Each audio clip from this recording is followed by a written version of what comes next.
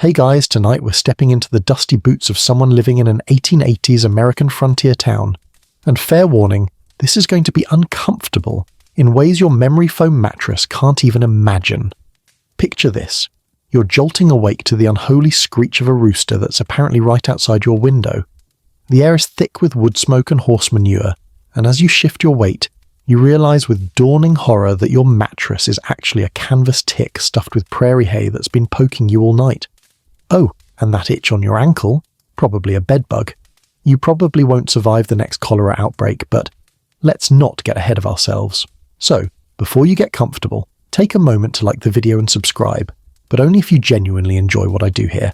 And hey, drop a comment letting me know where you're watching from and what time it is for you right now. I always love seeing the global bedtime crowd roll in. Now, dim the lights, maybe turn on a fan for that soft background hum, and let's ease into tonight's journey together. The rooster's crowing again. It's not even your rooster. It belongs to the widow Henderson 3 buildings down. But sound travels in a frontier town where structures are separated by maybe 10 feet of dirt and delusion. You lie there for a moment, staring at the rough-hewn ceiling boards above you, counting the gaps where daylight will eventually stream through. Your room, if you can call it that, is maybe 10 feet by 12, and it's one of 4 similar boxes in this boarding house that sprang up 6 months ago when the railroad surveyors came through and everyone got dollar signs in their eyes. The hay in your mattress has compressed into lumps over the past few weeks, creating a topography of discomfort that's mapped itself onto your back. Historians still argue whether frontier settlers actually preferred hay to feather ticks, or if it was simply what they could afford, but right now, as a particularly sharp stem jabs you between the shoulder blades, you're not pondering historical nuance. You're calculating whether getting up is worth abandoning the thin wool blanket that's kept you almost warm through the October night. The air in the room is cold. Not the kind of cold your modern thermostat can fix with a tap on a screen, but the deep, seeping cold that comes from uninsulated walls and single-pane windows that don't quite fit their frames. You can see your breath misting in the pre-dawn darkness. The potbelly stove in the corner went out sometime around 3 in the morning, and relighting it means getting out from under this blanket, which feels like a betrayal of everything you hold dear. But the day doesn't care about your feelings. Through the thin walls, you hear Mrs. Chen next door already moving around. She runs the laundry service and starts her water heating before sunrise. The sound of her footsteps on floorboards that are essentially yours too is oddly comforting, a reminder that you're not alone in this particular circle of discomfort. Someone's already cooking somewhere nearby. You can smell wood smoke mixing with the scent of frying salt pork, and your stomach growls despite the fact that you're still horizontal and resenting consciousness. You swing your legs out from under the blanket and the cold hits like a slap. Your feet find the floor, bare wooden planks that are gritty with the dirt that migrates inside no matter how often you sweep. In summer, this dust is omnipresent and fine enough to coat your teeth. In winter, it becomes mud that tracks in on every boot and freezes overnight into little mountain ranges of filth. Right now, in autumn, it's merely unpleasant, which passes for luxury. The clothes you peeled off last night are folded on the room's single chair, and you reach for them in the dim light. There's no closet, obviously, just 3 pegs on the wall and a trunk at the foot of your bed that contains everything you own. You've been wearing the same shirt for 4 days now, because laundry is an ordeal involving Mrs. Chen, several coins you don't really have to spare, and a week's wait. The concept of outfit changes is for people with resources and futures. You have a job at the lumberyard and a cough that won't quit, which is basically the frontier dream. Your hands are stiff as you button your shirt. Another reminder that this building has all the insulation of a particularly optimistic tent. The boarding house went up in 3 weeks flat, which should tell you everything you need to know about its structural integrity. In fact, most buildings in this town are less than 5 years old, thrown together with green lumber and wishful thinking. That mainstream historical fact about frontier boomtowns being temporary settlements? Yeah, you're living in a structure that's designed to last about as long as the local silver vein, which is to say, maybe a decade if it's lucky. Outside your window, which is really just an opening with a few panes of wavy glass that someone optimistically called a window, the town is beginning to wake. You can hear boots on the boardwalk, the creak of wagon wheels, someone's horse whinnying in what sounds like existential complaint. A dog barks, another dog answers. This will continue for several minutes because frontier towns apparently have a canine communication network that rivals the telegraph. You splash water on your face from the basin on your washstand. Water you hauled up here yesterday in a pitcher that's now filmed with ice around the edges. The shock of it is clarifying in a way that makes you question every life choice that led you to this moment.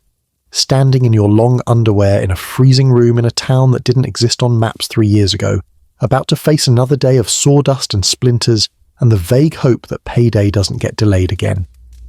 But here's the thing. This is what daily life actually looks like out here. No filters, no romance, just the grinding reality of trying to carve existence out of raw land, with tools that are already broken and dreams that are slowly being calibrated downward to something approaching survival. You pull on your trousers and reach for your boots, bracing yourself for what comes next. Your boots are stiff with cold, and possibly something you stepped in yesterday that you're choosing not to examine too closely. Getting them on requires a level of contortion that your back immediately protests, but eventually you've got them laced and you're standing there, fully dressed, facing the day with all the enthusiasm of someone awaiting dental surgery without anesthesia. The first order of business is presenting yourself as vaguely human, which means washing up. And here's where frontier life gets really intimate with discomfort. You've got that pitcher and basin on your washstand, but the water situation is already looking grim. There's maybe a cup left, and it's got that thin skin of ice that speaks to just how cold it got in here overnight. This is not going to be a thorough cleansing. This is going to be what historians politely call maintenance hygiene, which is code for you'll do this again on Saturday whether you need it or not. You crack the ice with your finger and splash the water onto your face, and immediately every nerve ending you possess files a formal complaint. It's the kind of cold that makes your sinuses ache and your eyes water, and for a moment you're genuinely questioning whether being clean is worth this level of suffering. But social expectations are a powerful force, even in a town where society is a generous description for what's essentially a collection of desperate individuals pretending civilization. The soap on your washstand is a yellowish-brown block of lye soap that Mrs. Chen makes in big batches and sells for a nickel. It's basically fat and ash processed into a substance that cleans through sheer chemical aggression. Your hands are already cracked and raw from using this stuff, and applying it to your face feels like scrubbing with sand wrapped in judgment. But it does cut through the grime. You'll give it that. Historians still argue whether frontier settlers understood germ theory, but what you understand right now is that you smell like yesterday's labour and wood smoke, and this soap is your only recourse. You dry off with a square of linen that's seen better days. It's thin, rough, and hanging on a nail by the washstand. The concept of a fluffy towel is somewhere in your distant past or distant future, depending on how you look at it. Out here, fabric is functional, not comfortable. That shirt you're wearing? You saved for 3 months to buy it. The idea of having a dedicated piece of cloth just for drying yourself is the kind of luxury that makes people laugh. Your hair is a disaster, and you address it with a comb that's missing several teeth, literal teeth, because it's carved from bone, and bone combs break. You work through the tangles with varying degrees of success, wondering idly when the next travelling barber will come through town. It's been 6 weeks, and you're starting to look like you're auditioning for a role in a Wild West melodrama. Not the heroic lead either. More like townsperson number 3 who gets trampled. Right. Now comes the part you've been dreading. The outhouse. You head downstairs, navigating the narrow staircase that creaks like it's narrating your descent. The boarding house is waking up fully now. You can hear coughing from various rooms, the sound of someone's boots hitting the floor, the general symphony of people facing another day in various states of reluctance. Mrs. Patterson, who runs this establishment with an iron fist and a complete intolerance for late rent, is already in the kitchen. You can hear her moving pots around with aggressive efficiency. The back door leads to the yard, and you step outside into the morning that's just starting to lighten from black to dark grey. The air hits you immediately. It's crisp and cold, and carries the mixed perfume of wood smoke, horse manure, and that indefinable scent of a town that's basically outdoor plumbing for several hundred people and their animals. October mornings have this particular quality where the cold hasn't quite committed to winter, but summer is definitely dead and buried. And there it is, the outhouse, standing about 30 feet from the back door like a tiny wooden monument to human digestive necessity. It's a 2-holer, which means it services the entire boarding house, which means you've learned more about your neighbours' schedules than you ever wanted to know. There's a well-worn path through the dirt leading to it, testimony to the hundreds of urgent trips that happen daily. Here's a quirky historical tidbit that you're living right now. The Sears catalogue won't start being widely used as toilet paper until the 1890s. Right now, you're working with whatever paper scraps are available, old newspaper if you're lucky, corn cobs if you're not. Yes, corn cobs. The frontier is a humbling place. You approach the outhouse with the grim determination of someone who has no choice in the matter. The door hangs slightly crooked on its hinges, and when you pull it open, you're immediately reminded why you've been putting this off. The smell is, well, it's what you'd expect from a wooden box with a hole in a bench positioned over a pit. In summer, this is unbearable. In winter, at least the cold keeps things from getting too aggressive. Right now, it's merely unpleasant, which again passes for acceptable. The interior is dark. There's a small ventilation gap near the roofline, but no window, and you leave the door slightly ajar because claustrophobia in an outhouse is a special kind of psychological torture. The bench has 2 holes cut in it, both worn smooth from use. You have your choice, which feels like an absurd luxury. The seats are cold enough that you're grateful you're wearing layers. You do your business quickly, because lingering is not part of the outhouse experience unless you've got a death wish or a stomach ailment that's robbing you of choice. Spiders love these structures. Wasps sometimes nest in the corners. And there's always the background anxiety that the whole thing might tip over in a strong wind, which has definitely happened in neighbouring towns, providing endless entertainment for everyone except the person involved. There's a bucket of lime in the corner with a tin scoop. You're supposed to throw a scoop down the hole after use to help control odour and break things down. It's a system that works slightly better than no system at all, which is about the best you can say for most frontier innovations. You emerge from the outhouse experience with your dignity mostly intact and head back toward the boarding house, where the smell of cooking has intensified from suggestion to full assault on your senses. Mrs. Patterson runs a breakfast service for her boarders. It's included in your weekly rent, which is both a blessing and a curse depending on what she's decided to serve. The kitchen is at the back of the house, a room that's perpetually hot and steamy regardless of the season. The wood-burning stove dominates one wall, a massive iron beast that Mrs. Patterson feeds with splits of pine throughout the day. Right now it's radiating enough heat that stepping into the kitchen feels like entering a different climate zone. After the cold outhouse experience, the warmth is almost aggressive, making your face tingle as blood rushes back to your extremities. Mrs. Patterson is at the stove, wielding a cast-iron skillet with the confidence of someone who's cooked approximately 10,000 meals in conditions that would break a lesser person. She's maybe 50, maybe 70. Frontier life makes aging a mysterious process. And she runs this establishment with rules that are posted on the wall and enforced with terrifying consistency. Late to breakfast? You don't eat. Complain about the food?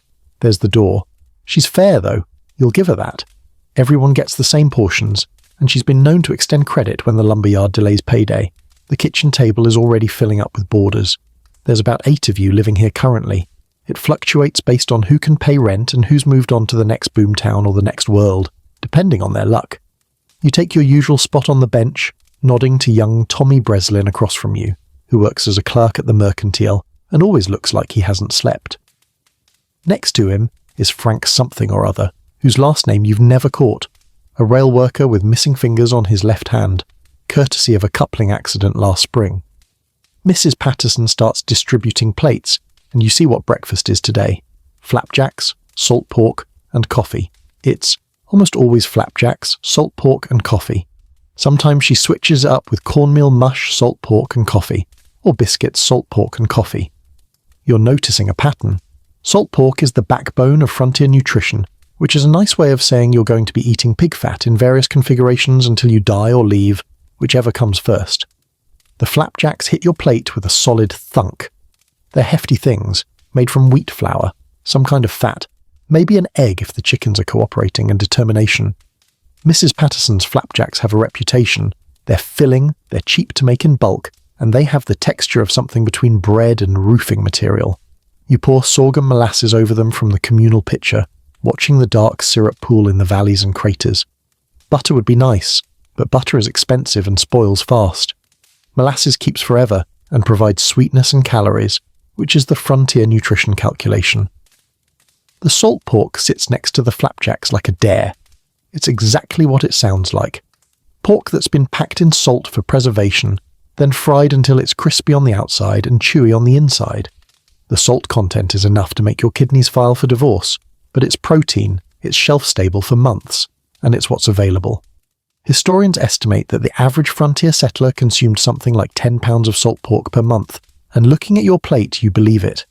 This stuff is the reason every water pump in town sees constant traffic. The coffee, though. Let's talk about the coffee.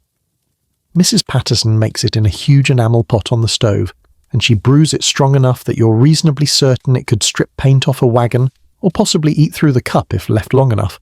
It's cowboy coffee, grounds boiled directly in water, then left to settle, and every cup comes with a bonus layer of sediment at the bottom that you learn to avoid drinking.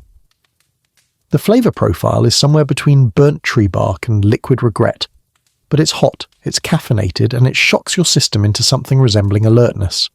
You sip it carefully. The tin cup is hot enough to burn your fingers, so you hold it by the rim, which is only slightly less hot. Historians still argue whether frontier coffee was actually worse than what came before or if people just had lower expectations. But you're living the reality right now, and you can confirm it's objectively terrible. You drink it anyway because the alternative is facing the lumberyard without chemical assistance, and that way lies madness. Around the table, everyone's eating with the focused intensity of people who need calories and don't have time for conversation. Frank is already halfway through his flapjacks, sawing at them with a knife that's seen sharper days. Tommy's picking at his salt pork with visible reluctance. He's new to town, came out 3 months ago, with dreams of adventure and hasn't quite adjusted to frontier cuisine. He'll either adapt or starve. Those are the options. Mrs. Patterson refills coffee cups as she makes her rounds, the pot leaving a trail of that burnt bitter smell. She moves with efficiency, born from years of feeding ungrateful men, and she doesn't ask if you want more coffee, she just pours it and moves on. This is not a restaurant with service and smiles. This is fuel distribution with rent included. The kitchen windows are steamed up from cooking, obscuring the view of the backyard and the outhouse you so recently evacuated. The walls are stained with smoke and grease. Attempts at cleanliness are ongoing but ultimately futile when you're cooking with wood fire in a poorly ventilated space. A shelf along one wall holds the boarding house's collection of mismatched plates and cups, each one chipped and worn and probably older than you are. You work through your breakfast with mechanical efficiency. The flapjacks are filling, even if they sit in your stomach like you've swallowed a stack of coasters. The salt pork provides that hit of fat and protein that'll keep you functional until the midday meal. The coffee is terrible but effective. This is frontier nutrition in its purest form. No one's pretending this is enjoyable, but it keeps you upright and working, which is literally all anyone can ask. Breakfast is winding down, and you've got maybe 10 minutes before you need to be at the lumberyard. Tommy's already scraping his chair back, heading upstairs to grab whatever clerks grab before a day of weighing flour and lying about how fresh the dried goods are. Frank's out the door with a nod, off to the rail yard where he'll spend the next 12 hours doing things with his remaining fingers that you don't want to think about too hard. You drain the last of your coffee, avoiding that sediment layer with the skill of someone who's learned this lesson the hard way, and push back from the table. Mrs. Patterson is already collecting plates, her expression suggesting that lingering is not appreciated. You grab your hat from the peg by the door, a wool felt thing that's seen better days and probably better owners, and step out into the morning. The sun is finally making an appearance, painting the eastern sky in shades of pink and orange that would be poetic if you weren't about to spend 10 hours breathing sawdust. Main Street is waking up properly now, and you pause on the boarding house steps to take it in, because this view never stops being strange. A whole town that basically didn't exist 5 years ago, now pretending to be civilization, with varying degrees of success. Main Street runs about a quarter mile through the centre of town, a wide dirt thoroughfare that turns to mud when it rains and dust when it doesn't. Right now, in October, it's hard-packed and rutted from wagon wheels, with horse droppings distributed at random intervals like landmines made of digested hay. You're going to navigate this minefield on your way to work, because there's no alternative route unless you want to climb through backyards and outrage property owners. The buildings line both sides of the street, each one separated from its neighbour by gaps that are supposed to be fire breaks, but mostly just collect garbage and feral cats. And here's a mainstream historical fact you're witnessing in real time. These structures are almost universally false front buildings, two-story facades attached to one-story buildings, creating an illusion of grandeur that fools absolutely no one but apparently satisfies someone's need for dignity. The hardware store directly across from you has a magnificent false front proclaiming Jenkins Hardware and Tools ESD. 1878, in letters 2 feet high, but if you walk around the side, you'll see it's basically a large shed with ambitions. Shopkeepers are emerging now, beginning their morning routines. Old Mr. Chen, husband to your laundress neighbour, is sweeping the boardwalk in front of his grocery, wielding a broom made of twigs bound to a stick with wire. He's fighting a losing battle against the dust that's already settling from the night, but he sweeps anyway, because this is what respectable merchants do. The rhythmic sound of bristles on wood echoes up and down the street as other shop owners join the chorus. The boardwalks themselves are a frontier innovation you're grateful for. Raised wooden sidewalks that keep you slightly above the street's chaos. They're about 4 feet wide, enough for 2 people to pass if both are willing to turn sideways, and they run along most of Main Street's commercial section. When it rains and the street becomes a river of mud, these boardwalks are the only thing standing between you and knee-deep misery. They're also wildly uneven, nailed together from whatever lumber was available, creating a topography of planks that requires attention when you're walking. Twisted ankles are a genuine occupational hazard. You step off the boarding house's small porch and immediately have to sidestep a fresh pile of horse manure that's steaming gently in the cool morning air. This is frontier town life in its purest form. Horses are everywhere, and horses produce approximately 30 pounds of manure per day, multiplied by however many horses are in town at any given moment. The math is unfortunate. Some enterprising souls collect it for fertilizer or fuel, but most of it just sits there until wagon wheels smash it into the street, or rain washes it into puddles that you'll step in later while questioning your life choices.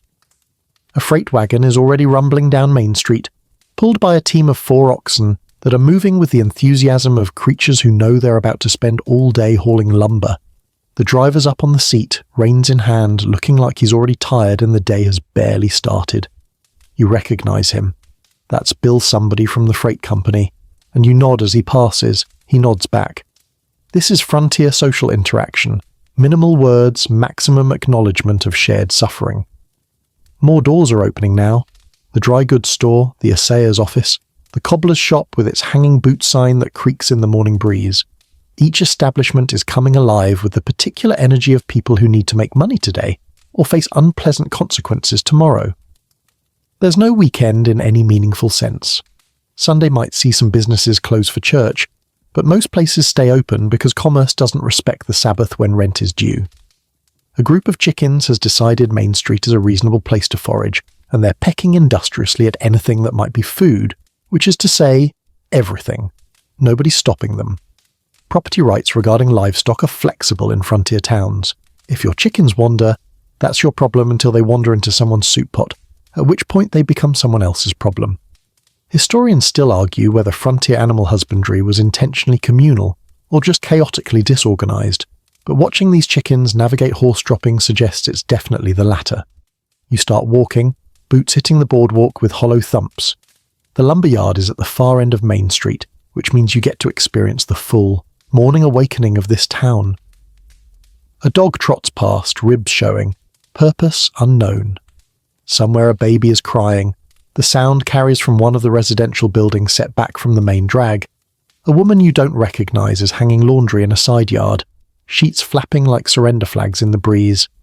The general store looms ahead on your right, and you can already see activity through its front windows. People are doing business even this early, because the general store is the economic heart of any frontier town, pumping goods and credit and occasionally bad decisions through the community. You're not stopping in this morning, but you can't help observing the drama unfolding on the front porch. Mrs. Kowalski is there with a basket of eggs, negotiating with Samuel Brooks, the store's proprietor, who's standing in the doorway with his arms crossed and his shopkeeper face on. You can't hear the conversation, but you can read the body language. She wants cash, he's offering store credit, and neither is budging. This is frontier economics in action, and it's a dance everyone knows by heart. Here's the thing about the general store. It's not just a store. It's the bank, the social club, the news distribution centre, and the place where your financial future gets decided over a counter that's scarred from 1,000 negotiations. Samuel Brooks knows what everyone owes, what everyone's bought, and probably what everyone's planning to buy next month. He's got a ledger behind that counter that's essentially a record of the entire town's economic life, written in cramped handwriting that tracks debts going back years. The store itself is a false front beauty, that 2-story facade proclaiming Brooks General Merchandise in proud letters, attached to a 1-story building that's crammed with everything from harness leather to hair ribbons. The windows display goods arranged with an optimism that suggests abundance, though if you know what you're looking at, you can see the same bolts of calico have been sitting there for 3 months because nobody can afford new fabric when the old can be patched indefinitely. You keep walking, but you're thinking about that basket of eggs Mrs. Kowalski is trying to trade. Barter economy is alive and well out here, because actual currency is often scarce and frequently suspicious. There's more than one type of coin in circulation, and not all of them are worth what they claim. Eggs, butter, vegetables from someone's garden, labour, services. These are the real currency of frontier towns. You trade what you have for what you need, and the general store is the clearinghouse for these transactions. But here's where it gets complicated, and why Mrs. Kowalski is probably leaving that porch frustrated. Samuel Brooks doesn't want eggs. He's got eggs. Half the town pays in eggs. He's got so many eggs he could build a house out of them, which would be architecturally unsound but extremely protein-rich. What he wants is cash, because he's got to pay his suppliers in actual money, not in promises or produce. But Mrs. Kowalski probably doesn't have cash, so she's trying to convert eggs into store credit, which Brooks will accept but at a rate that heavily favours him. Let's say a dozen eggs might be worth 25 cents in theory. Brooks will give her maybe 15 cents in store credit. Then, when she wants to buy that calico fabric, which costs 40 cents a yard wholesale, he'll charge her 65 cents retail. Plus, if she's buying on credit rather than with eggs or cash, he'll add interest that compounds monthly at rates that would make modern loan sharks weep with envy. Historians estimate that general store credit interest rates in frontier towns range from 15 to 40% annually, and that's when stores were being reasonable. This is why credit is a dangerous game out here. You need flour, you buy it on credit. You need coffee, credit again. Your boots wear out, and they will, because frontier boots last approximately 3 months before they're held together with optimism and twine. Credit. Before you know it, you owe the general store more than you make in a month, and you're trapped in a cycle where you're working to pay off debt for goods you've already consumed. You've managed to avoid that trap so far, mostly by having extremely low standards for what constitutes necessary purchases. New shirt? Not necessary until the current one is more whole than fabric. Coffee at the boarding house? Free with rent, so you suffer through Mrs. Patterson's brew. Tobacco, which half the men in town spend their wages on? You gave that up after 1 month of watching your paycheck disappear into smoke. A quirky little tidbit about frontier general stores that you're seeing evidence of right now: they functioned as informal postal services before official mail routes were established. See that board next to the store's entrance? That's where people pin messages, leave letters for neighbours, and post notices about everything from lost livestock to wanted criminals. The general store is information central, and Brooks reads everything that passes through, which makes him the town's unofficial newspaper, gossip columnist, and surveillance system all in one. Young Sarah Chen, daughter of your neighbours, is coming out of the store now with a small package wrapped in brown paper. She's maybe 16, works in her father's grocery, and she's counting coins in her palm with the concentrated expression of someone doing complex mathematics, probably figuring out if she has enough left for something she wants versus something her family needs. That's the calculation everyone makes, constantly. Want versus need, survival versus dignity, today versus tomorrow. The store's porch is also serving as a gathering place for men who aren't currently working, which is to say, men who are unemployed, or between jobs, or just fundamentally opposed to labour. 3 of them are sitting on the bench there, whittling and talking and occasionally spitting tobacco juice into the street with varying degrees of accuracy. This is Frontier Unemployment Office and Social Club combined. If you need to hire someone for a day's work, you come here. If you need to waste a day avoiding responsibility, you also come here.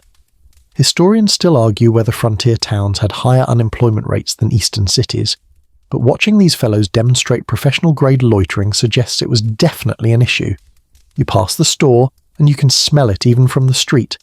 That particular mix of coffee beans, leather, tobacco, pickle barrels, and lamp oil that every general store seems to cultivate. It's not unpleasant exactly, just overwhelming. Every frontier town has this smell, emanating from the general store like an olfactory announcement of commerce. You're continuing your walk down Main Street, and the town is fully operational now, which means you get to witness the full spectrum of occupations that keep this place functioning at its barely adequate level. The lumber yard is still a few minutes away, which gives you plenty of time to observe how everyone else is scraping by in this economy of desperation and splinters.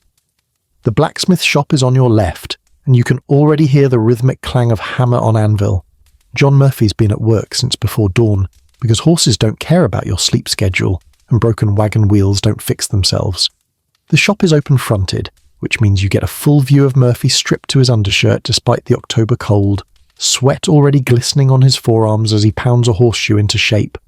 The forge is glowing orange-red, radiating heat that you can feel from the boardwalk, and the smell of hot metal and coal smoke is sharp in the morning air. Murphy's doing all right for himself, relatively speaking. A skilled blacksmith in a frontier town is basically essential infrastructure. He shoes horses, repairs tools, makes hardware, fixes anything metal that's broken, which is everything, constantly. He charges accordingly. Getting a horse shod costs maybe $1.50, which is more than you make in a day at the lumberyard, and Murphy can shoe 4 horses before lunch if they're cooperative. Do the math. The man's not wealthy, but he's not eating cornmeal mush 3 times a day either. His apprentice, a kid named Peter, who's maybe 14, is working the bellows, pumping air into the forge with arms that are probably screaming in protest. This is how you learn trades out here. You work for someone who knows what they're doing. You get paid almost nothing. You're treated somewhere between employee and indentured servant. And if you survive long enough without losing fingers or eyesight, maybe you learn enough to open your own shop someday.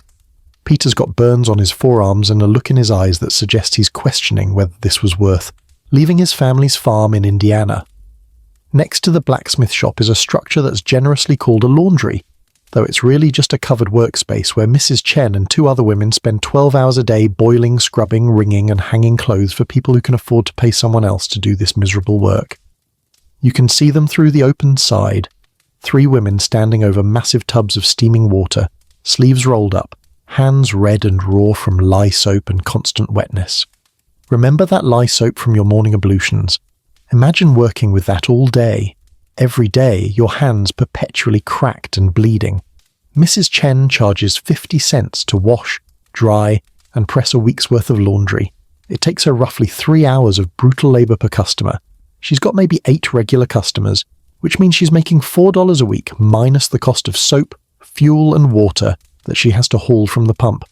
That's barely enough to pay rent and eat, and she's working 6 days a week, 10 to 12 hours a day. This is the frontier dream for women. Work yourself into an early grave while men make twice as much for half the effort. A quirky historical tidbit you're witnessing right now. Laundresses in frontier towns had one of the highest rates of occupational injury and death. Not from the laundry itself, but from the combination of constant dampness, chemical exposure, and exhaustion that left them vulnerable to pneumonia, tuberculosis, and various infections. The average life expectancy for a professional laundress was about 40 years. Mrs. Chen is probably 35 and looks 50. The numbers aren't encouraging. You pass a narrow building that's got a hand-painted sign reading dressmaker and millinery hanging above the door. Inside, you can glimpse Miss Alberta Morrison bent over a sewing machine, one of those newfangled treadle machines that arrived on the train last year and caused a sensation. She makes dresses, alters clothes, repairs things that are falling apart, and occasionally makes hats for women who want to pretend they're still in civilized society. Her rates are high. A simple dress costs $3, which is half a week's wages for you, but the alternative is wearing clothes that don't fit or sewing everything yourself, assuming you have the skill and time. Miss Morrison is unmarried, 30-something, and the subject of endless speculation among the town gossips. Historians still argue whether single working women in frontier towns had more or less freedom than their married counterparts.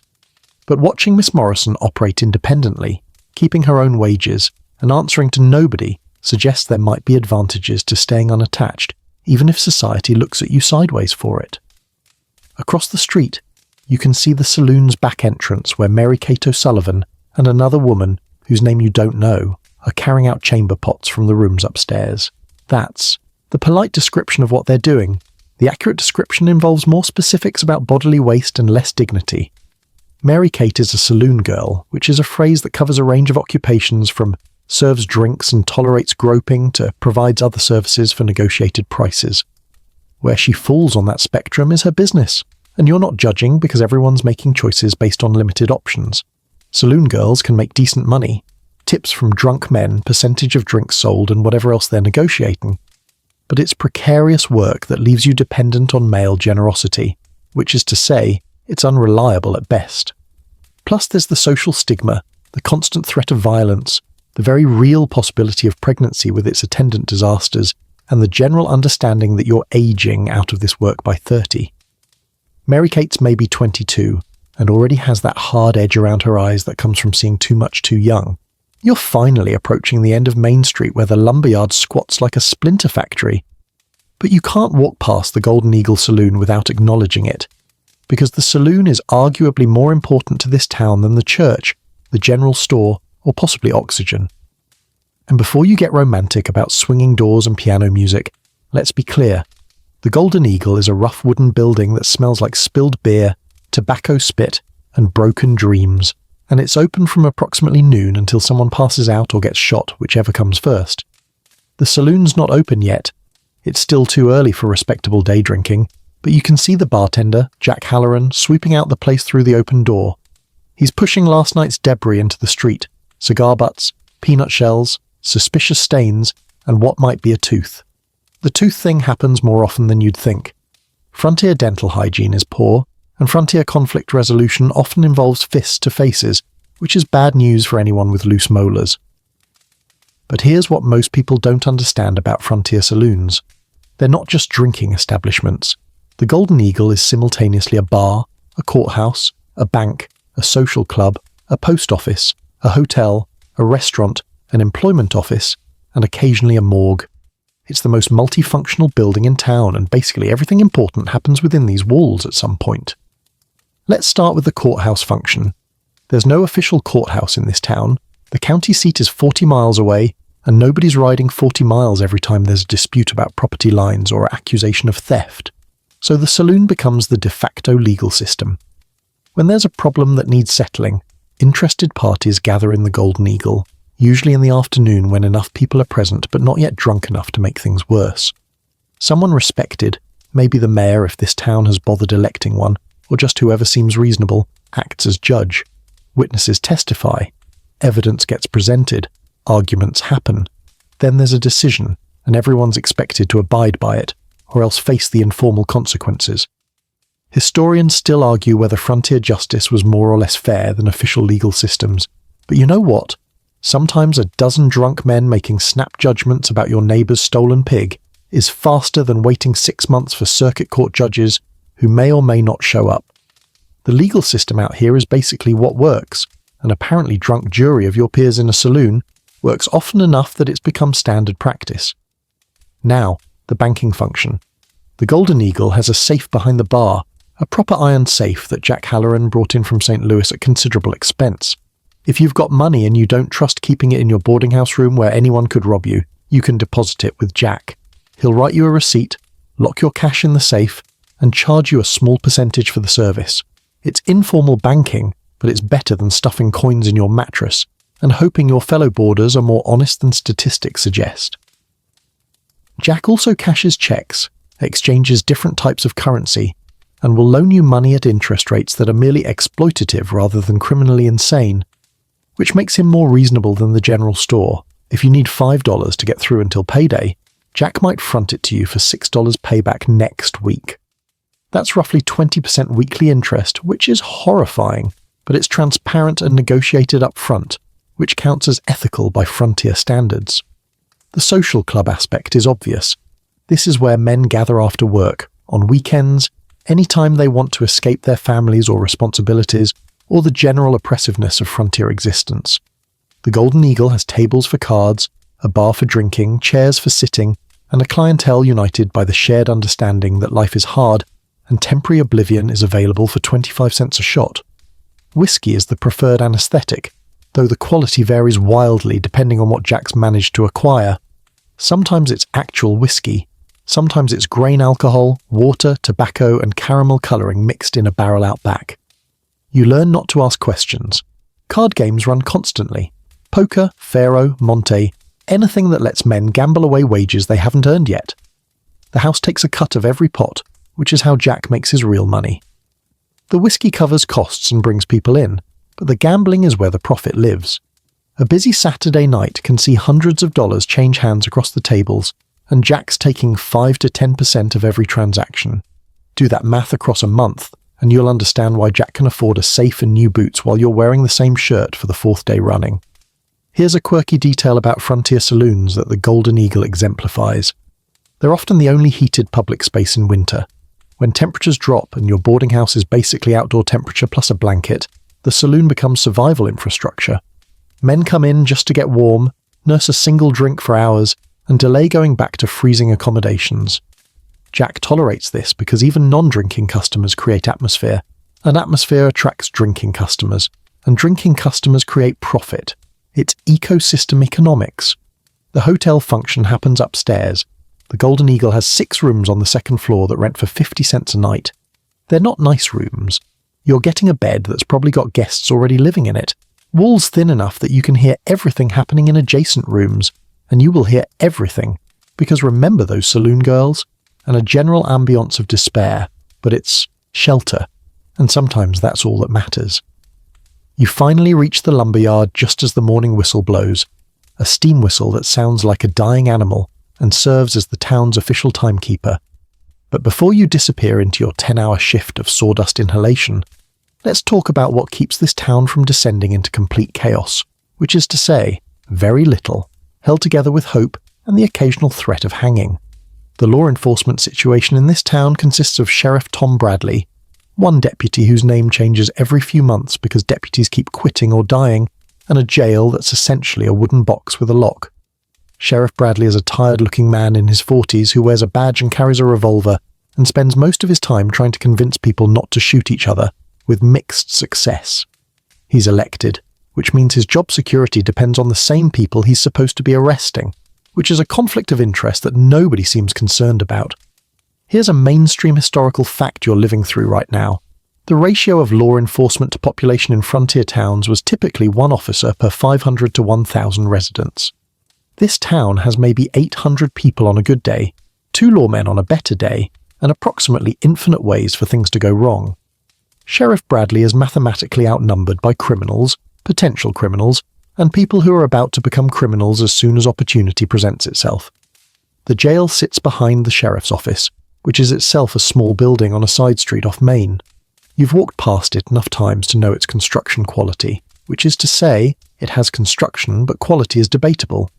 The jail consists of 2 cells with iron bars that were probably impressive when installed but are now showing rust and the effects of multiple escape attempts. The walls are wood plank, the roof leaks, and there's a persistent rumour that last winter a prisoner simply kicked through the back wall and walked away while the sheriff was having lunch. Inside those cells, conditions are exactly as comfortable as you'd imagine a wooden box with iron bars to be. There's a bucket for waste, a wooden bench that doubles as a bed, and absolutely nothing else. No heat in winter, no cooling in summer, no privacy at any time. If you're arrested, you're thrown in there until someone decides what to do with you, which might be hours or might be days depending on whether the sheriff remembers you're there and whether anyone cares enough to hold a hearing. And here's where frontier justice gets interesting, in the way that disasters are interesting. For minor crimes, drunk and disorderly, petty theft, public disturbance, the sheriff might just hold you overnight until you sober up or calm down, then release you with a warning and maybe a fine you'll never pay. For serious crimes, murder, horse theft, claim, jumping, things get complicated fast. The official system requires holding the accused until a circuit judge comes through, which happens maybe 4 times a year if you're lucky. That means potentially months in that wooden box jail, eating whatever the sheriff remembers to bring you, assuming you're not lynched first. Because here's the uncomfortable truth about frontier law enforcement. The official system and the mob system exist in parallel, and which one you get depends largely on how angry people are and how quickly they organise. Vigilante justice is the shadow hanging over every legal proceeding out here. If the community decides someone needs hanging, They're probably getting hanged, badge and bars notwithstanding. Sheriff Bradley knows this. Everyone knows this. It's the unspoken understanding that official law enforcement is tolerated only as long as it's delivering outcomes the community wants. Step outside those boundaries, and the community handles things themselves. You've never witnessed a lynching, but you've heard the stories.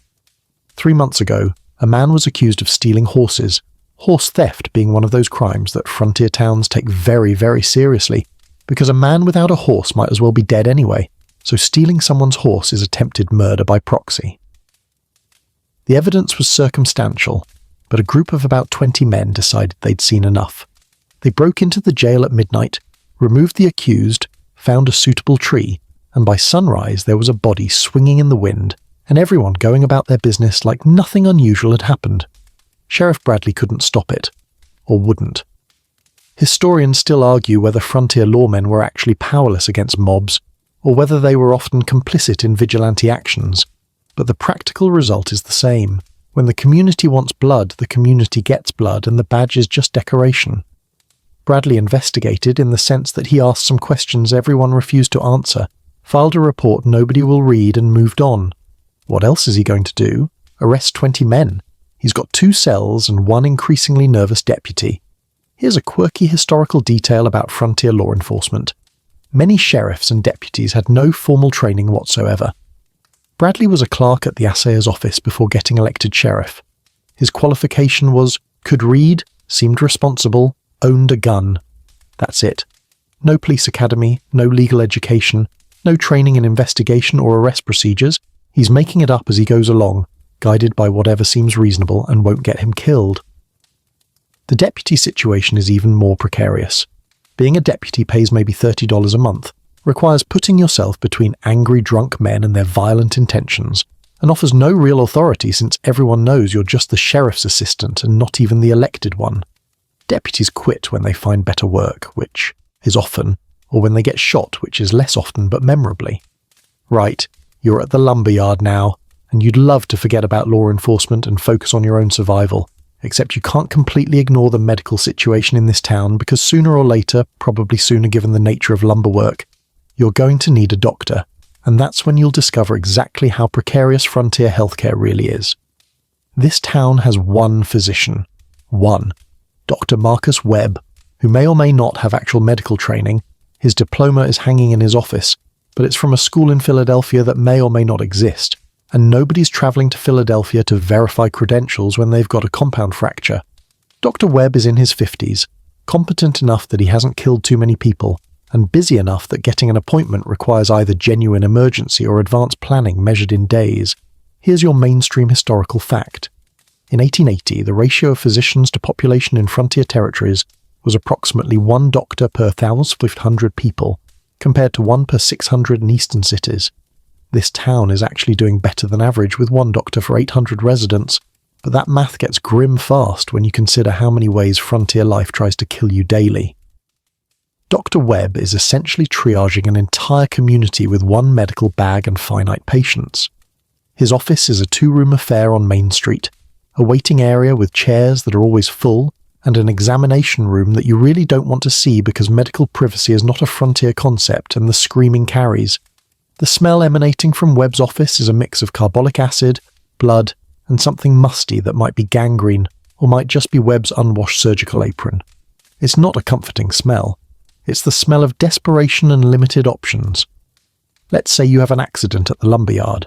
Nothing serious, just a deep cut on your forearm from a saw blade that slipped. You wrap it in something reasonably clean, head to Webb's office, and join the queue. You're sitting there between a woman whose child has dysentery and a man whose hand is clearly infected from a splinter that went untreated 3 weeks ago. You wait and wait. When you finally see Webb, he'll pour some whiskey on your wound, alcohol as disinfectant, discovered somewhat by accident in the sense that drunk people's wounds seem to heal better, then stitch you up with thread that may or may not be sterile. You'll pay him 50 cents, which is half a day's wages, and hope you don't develop an infection that requires amputation, which is Webb's solution to most serious limb problems. Amputation. Let's talk about amputation, because it's Webb's specialty, and by specialty we mean thing he does when he's run out of other options, which is often. Infected limb? Amputate. Compound fracture? Amputate. Gangrene? Definitely amputate. Crushed hand in a wagon wheel? You're already on the table, sore coming out. The procedure is straightforward in the worst possible way. Webb will give you whiskey, lots of whiskey, because anesthesia is hit or miss, and chloroform is expensive and he's run out anyway. Then he'll tie a tourniquet above the problem area, use a bone saw that he's hopefully cleaned since the last amputation, cut through your limb in maybe 5 minutes of agony that you'll remember forever, cauterize the blood vessels with a hot iron, and stitch up the stump. Survival rate? Historians still argue about exact numbers, but roughly 50-50 depending on whether infection sets in. Those are better odds than leaving a gangrenous limb attached, but they're not odds that inspire confidence. You've seen Frank at the boarding house with his missing fingers. Remember him from breakfast? That was courtesy of Dr. Webb after a coupling accident at the rail yard. Frank's alive, which counts as a success story. The alternative was blood poisoning that would have killed him in days. When your medical choices are maybe die from amputation or definitely die from infection, you pick the maybe and hope for the best. But here's where frontier medicine gets really colourful. For every real doctor like Webb, there are a dozen quacks, charlatans and travelling medicine shows peddling cures that range from useless to actively harmful. You cannot walk down Main Street without encountering someone selling patent medicine, and the claims on those bottles are imaginative enough to qualify as creative writing. There's a display in the general store right now, you saw it this morning when you walked past, advertising Dr. Kilmer's swamp root kidney, liver and bladder cure. The bottle claims it cures everything from kidney disease to rheumatism to female complaints, whatever those are. The ingredient list is not provided, but if you're curious, it's mostly alcohol with some herbs and possibly cocaine, because cocaine is legal and considered medicinal and available in approximately everything from cough syrup to soft drinks. Here's a quirky historical tidbit. Patent medicines in the 1880s could contain opium, morphine, cocaine, alcohol, and cannabis in various combinations, all completely legal and marketed to children.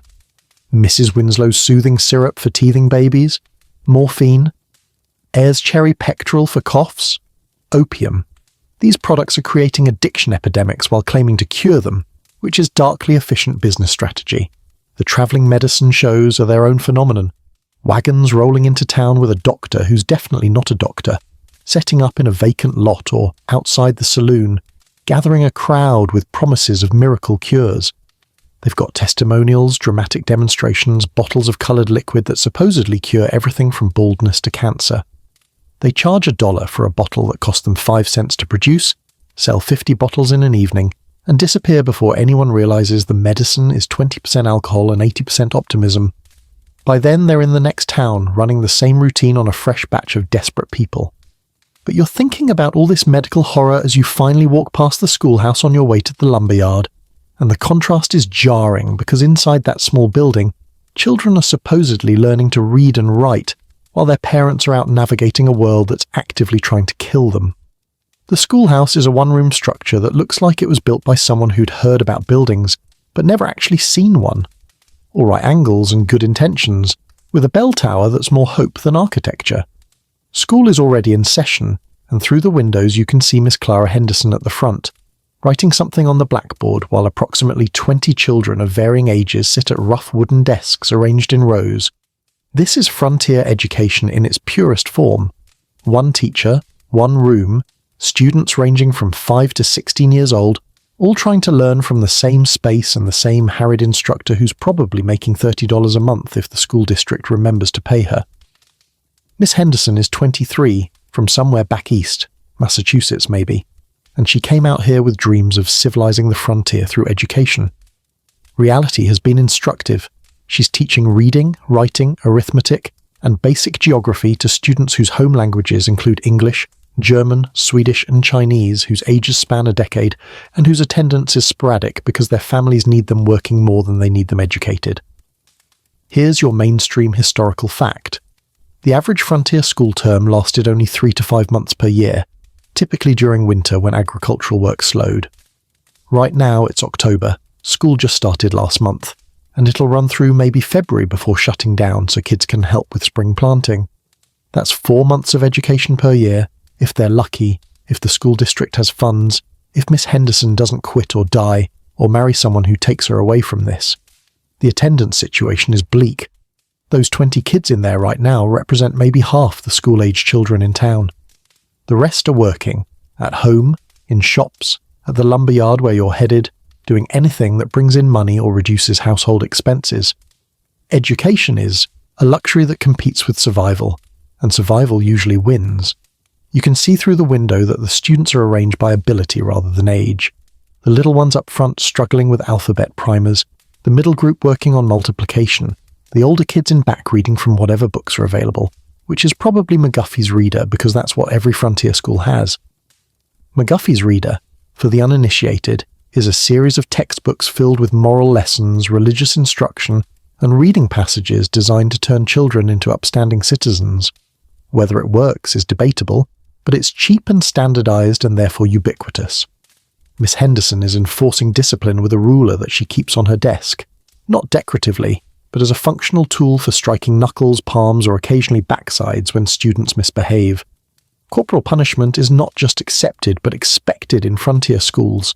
Spare the rod, spoil the child, all that wisdom. Historians still argue whether frontier school discipline was actually harsher than Eastern schools, or just seemed harsher, because everything frontier is harsher. But watching Miss Henderson smack young Billy Patterson's hand for talking suggests it's definitely harsh by any standard.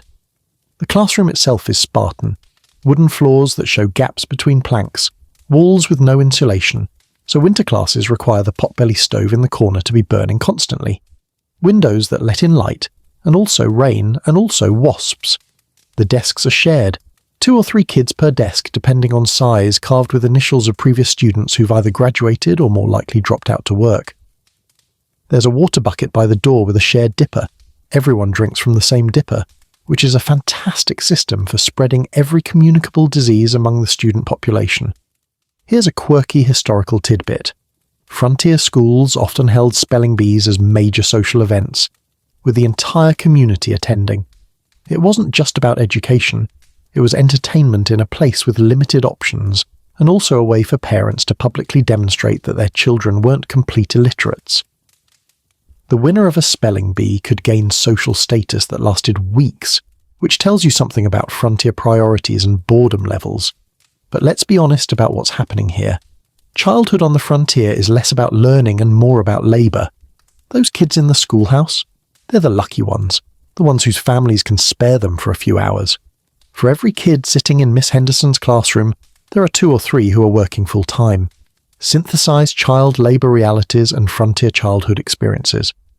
I need to continue discussing child labour and wrap up this section while maintaining the flow. I should cover more about what children actually do for work and the reality of childhood on the frontier. You see them all over town, these working children. There's an 8-year-old at the general store right now, sweeping floors and stocking shelves for maybe 10 cents a day. 2 sisters, maybe 10 and 12, help their mother run the boarding house. Cooking, cleaning, hauling water, doing laundry, essentially running a small business while their peers are learning fractions. At the lumberyard, you notice something immediately. There are no women here. 0.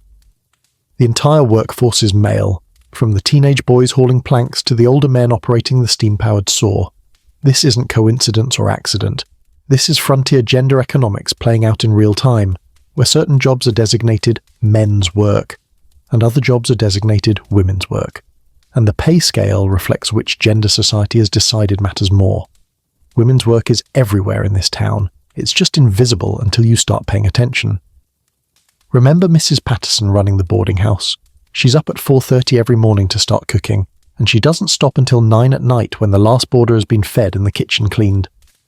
That's 16+ hours of labour daily, managing what's essentially a small hotel and restaurant combined. Her compensation, whatever she can charge for rent minus her expenses, which probably nets her $60 to $80 monthly if she's lucky. You make $40 monthly at the lumberyard working 50 hours a week, which should tell you something about how frontier society values women's labour. Mrs. Chen doing laundry. Remember passing her establishment this morning?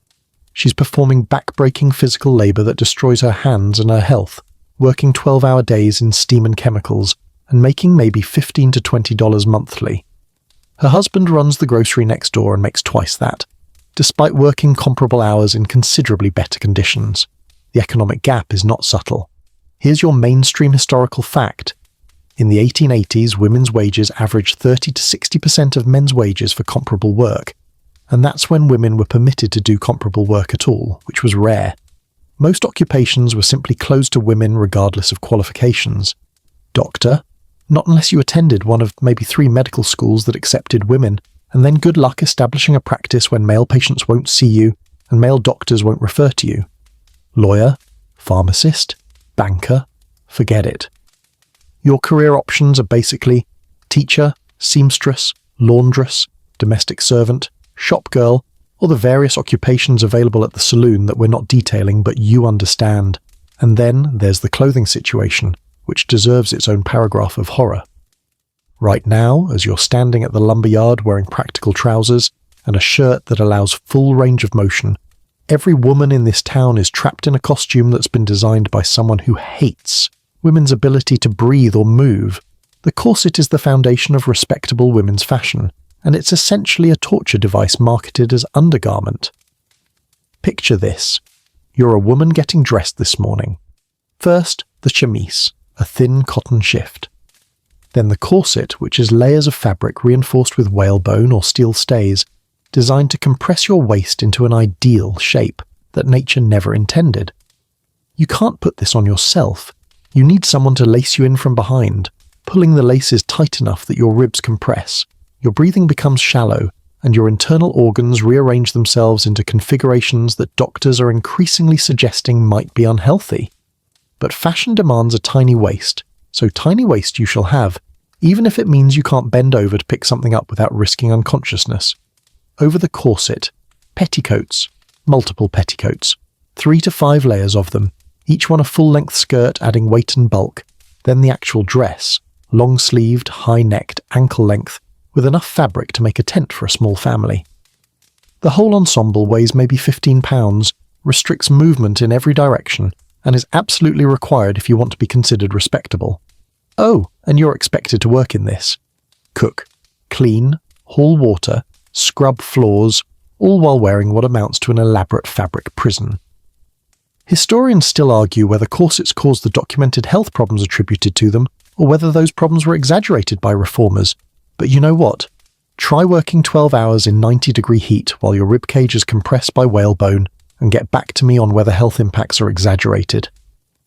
Here's a quirky historical tidbit.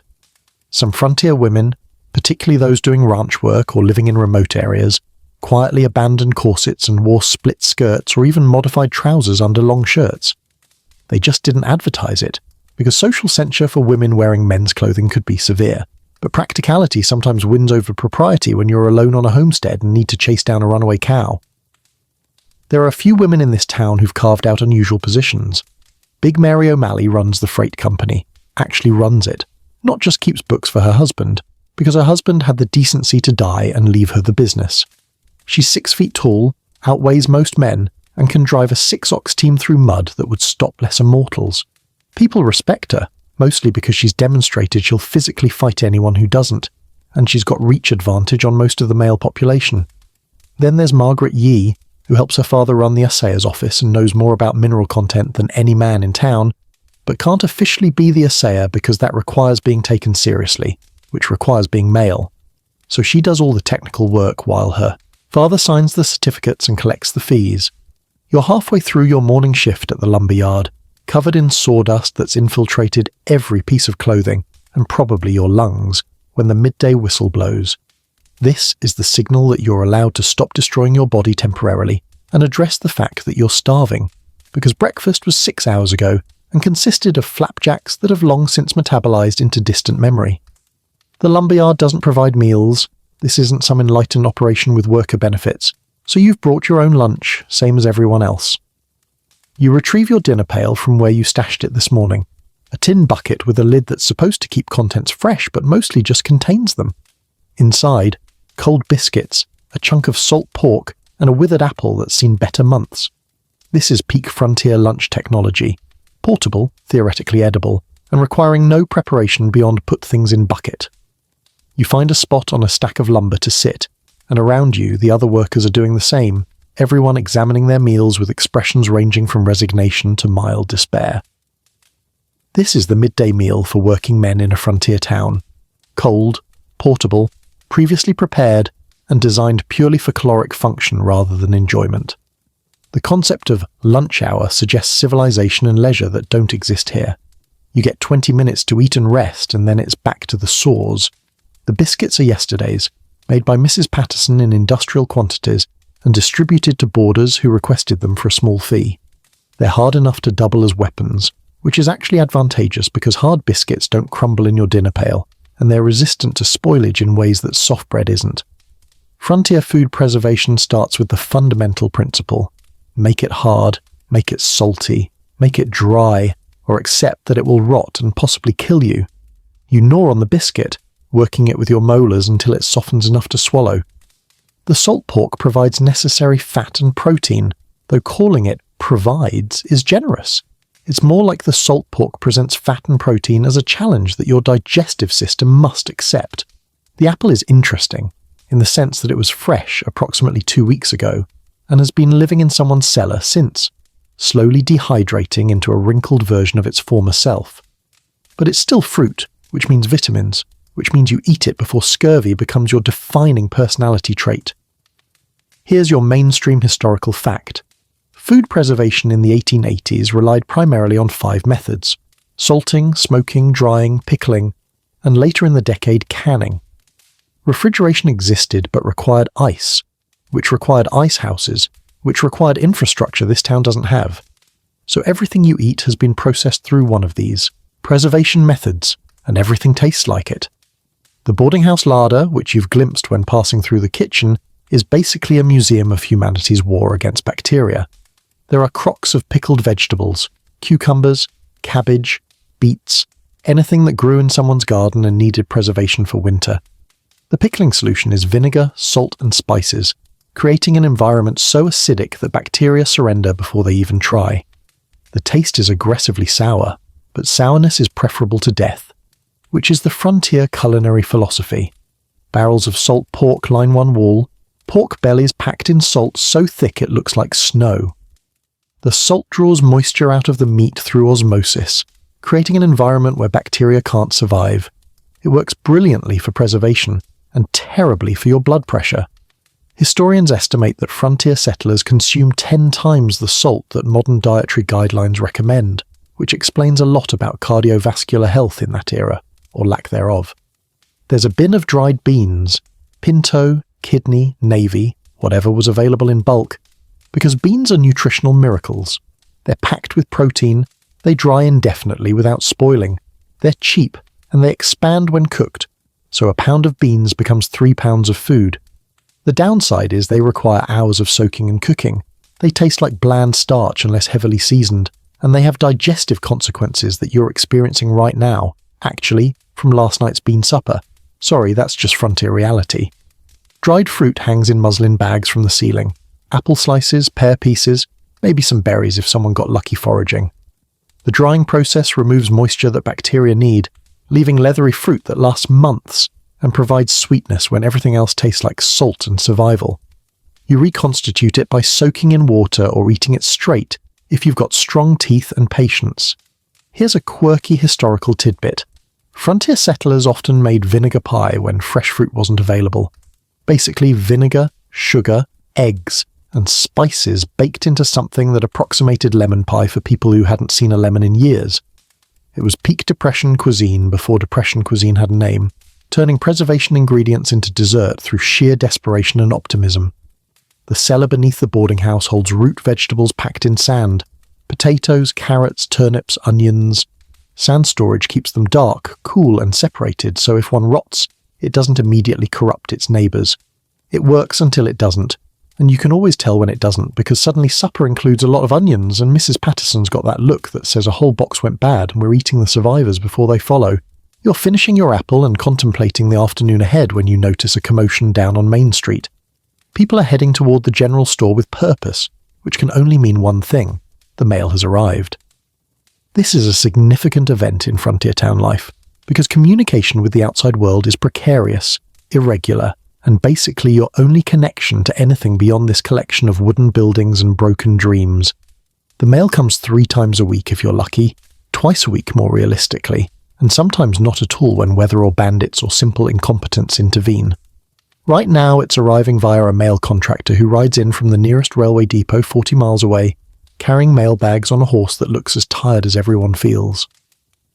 The whole operation is held together with federal subsidies and the desperation of people who need to know if their family back east is alive, or if their business correspondence has been answered, or if anyone remembers they exist. You've got 10 minutes left of your lunch break, which isn't enough time to join the mail crowd, but you're thinking about the letter you sent 3 weeks ago to your brother in Ohio. You paid 3 cents for postage, wrote on paper you bought at the general store for an exorbitant markup, and handed it to Samuel Brooks, who accepted it in his capacity as unofficial postmaster. Your brother might have received it by now. Might have. The letter had to travel from here to the nearest post office with actual federal designation, then onto the rail system, then through whatever Byzantine routing the postal service decided was efficient, covering roughly 700 miles over terrain that includes mountains, rivers, and general chaos.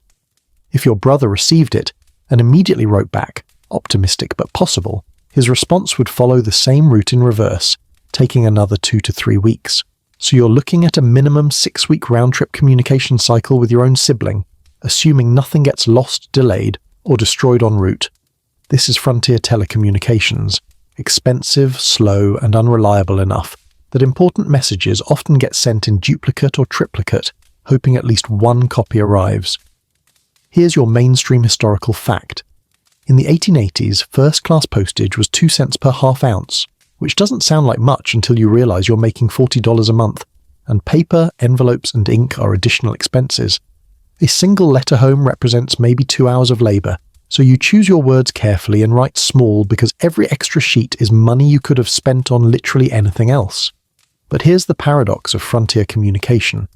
While formal written correspondence takes weeks or months, local gossip spreads at the speed of boredom, which is to say, instantly. The fact that you're eating lunch on a lumber pile right now will be known to Mrs. Patterson by the time you get back to the boarding house, analysed by the ladies at the general store within the hour, and incorporated into town law by sunset. Frontier towns are information vacuums that suck up every detail of everyone's life and redistribute it through a network of gossip that would make modern social media jealous. The general store is gossip central. Remember that from this morning? Everyone passes through there, everyone talks to Samuel Brooks, and Brooks talks to everyone else. He knows who's buying what, who's behind on their bills, who's purchasing items that suggest interesting life developments. Fabric for baby clothes? Someone's pregnant. Extra food supplies. Someone's expecting visitors or planning to leave. A sudden purchase of whiskey? Someone's celebrating or mourning, and Brooks will find out which within the day. The saloon is the evening gossip hub, where men gather and share information over drinks, creating a parallel communication network that runs on alcohol and exaggeration. What happened at the lumberyard today? Who had words with whom at the general store? Did you hear about the fight behind the livery stable? Information flows freely. Accuracy is optional, and by closing time everyone knows everything about everyone, though half of it is wrong. Then there's the women's network, which operates through laundry exchanges, water pump conversations, and church gatherings. Mrs. Chen knows everything because she handles everyone's dirty laundry literally. Mrs. Patterson knows everything because boarders can't keep secrets in a building with thin walls. The other women know everything because information sharing is a survival strategy. Knowing which men are violent, which merchants are cheating, which families are struggling means you can protect yourself and your community. Historians still argue whether frontier towns had more or less privacy than eastern cities, but living here makes the answer obvious. You have zero privacy. Your financial situation, your health problems, your relationship difficulties, your bathroom habits if you're particularly unlucky. Everything is observed, discussed, and judged by a community that's small enough that everyone's business becomes everyone's business. But wait, there's also the telegraph, which is revolutionary technology that's changed everything except most things because it's expensive and limited. The telegraph office sits next to the train depot, which this town doesn't have actually, because the railroad hasn't come through yet despite everyone's hopes. So the nearest telegraph is 40 miles away at the rail line, same place the mail originates. If you need to send an urgent telegram, you've got options. Ride 40 miles yourself, pay someone to ride 40 miles, or wait until someone's heading that direction anyway and ask them to send it. The telegram itself costs money calculated by the word, encouraging a communication style that's aggressively brief. Arriving Thursday. Stop, send, money, stop is peak telegram efficiency. 12 words conveying essential information with no wasted space. Your lunch break is over, whistles blowing, and you're back at the lumberyard thinking about the buildings you're helping construct with wood that's barely dry and techniques that would make a proper carpenter weep. Because here's something you're realizing as you spend your days cutting boards. Every structure in this town is basically temporary, thrown up with speed prioritized over quality, designed to last just long enough to extract profit before inevitable collapse. Take the building going up across the street from the lumberyard. It's a new dry goods store, or maybe a hotel. The plans keep changing based on what the owner thinks will make money faster. Right now it's a frame of green lumber, literally green, as in the trees were cut maybe 6 weeks ago and the wood hasn't finished drying. You're watching it warp in real time as the frame goes up, boards twisting and bowing as they release moisture, creating gaps and angles that will only get worse over time. The construction crew is 4 men with varying levels of competence, led by someone who claims to be a carpenter, but is probably just the person who owned a hammer when the job needed doing. They're nailing boards together with square nails that split the wood half the time, working from plans that exist mostly in the foreman's head, creating a structure that's 3 stories tall if you count the false front, which you definitely should not because that's just decorative lying. Here's your mainstream historical fact. Frontier buildings typically use balloon frame construction, a technique developed in the 1830s that revolutionized building by using lightweight lumber and nails instead of heavy timber and joinery. It was fast, it was cheap, and it required minimal skill compared to traditional carpentry. The downside: these buildings were fire hazards, structurally questionable, and prone to catastrophic failure when stressed. But they could go up in weeks instead of months, which is what mattered when you're trying to capitalize on a boom that might last 3 years before the silver runs out and everyone leaves. That false front you're looking at, pure theatre. The building itself is maybe 15 feet tall, single story with a pitched roof. But the false front extends another 10 feet up, creating the illusion of a 2-story structure when viewed from the street. They'll paint Mitchell's Dry Goods or whatever on that facade, making it visible from a distance, suggesting permanence and prosperity that the actual building absolutely does not possess. Every commercial building on Main Street has this same facade game going. It's architectural fraud accepted as standard practice. The foundation situation is even more optimistic. Most buildings here sit directly on the ground or on minimal stone footings, just flat rocks positioned roughly level, with sill, beams laid across them. No proper foundation, no basement, just wood touching earth, in a relationship that moisture and termites find extremely exciting. The ground freezes and thaws seasonally, causing buildings to shift and settle, creating the uneven floors and stuck doors and windows that won't close properly that characterize every structure in town. Inside these buildings, dirt floors are not just common, they're standard for anything that's not pretending to extreme respectability. The boarding house has wooden floors because Mrs. Patterson charges enough rent to afford boards. The general store has wooden floors because customers expect it. But the warehouse buildings, the storage sheds, the cheaper residences, dirt. Packed earth that turns to dust in summer and mud in spring, harbouring fleas and providing accommodation for any insect that enjoys the indoors. Here's a quirky historical tidbit. Some frontier residents would sprinkle water on their dirt floors daily to keep dust down, essentially creating a permanent damp condition that encouraged mold and insects, but at least prevented the room from filling with dust clouds every time someone walked across it.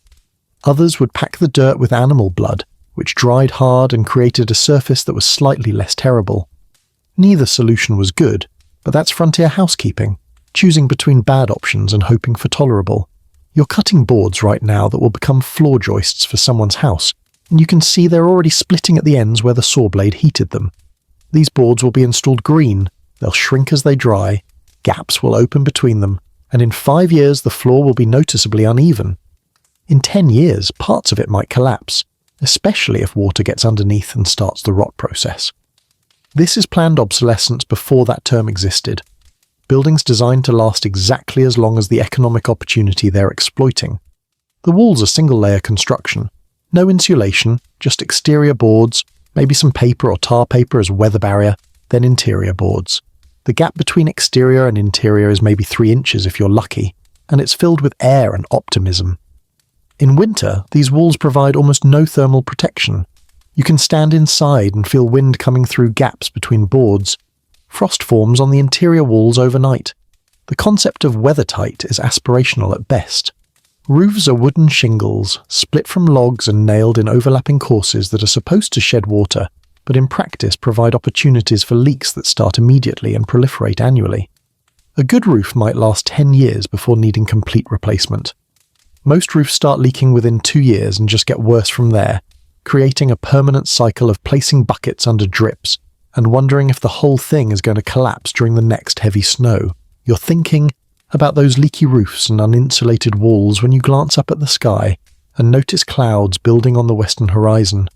Dark, heavy clouds that promise weather, and weather in a frontier town is not a minor inconvenience you check on your phone app. Weather is an active threat that can kill you, destroy property, halt all economic activity, and generally remind you that nature is in charge here, not your ambitions or your flimsy wooden structures. Right now it's October, which means you're in the brief window between summer that tries to kill you with heat and winter that tries to kill you with cold. This is theoretically the pleasant season, except there's no pleasant season on the frontier. There's just varying types of meteorological assault.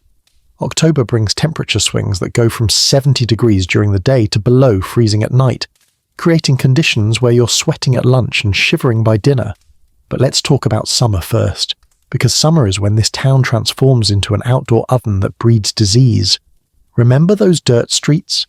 In July, they're dust.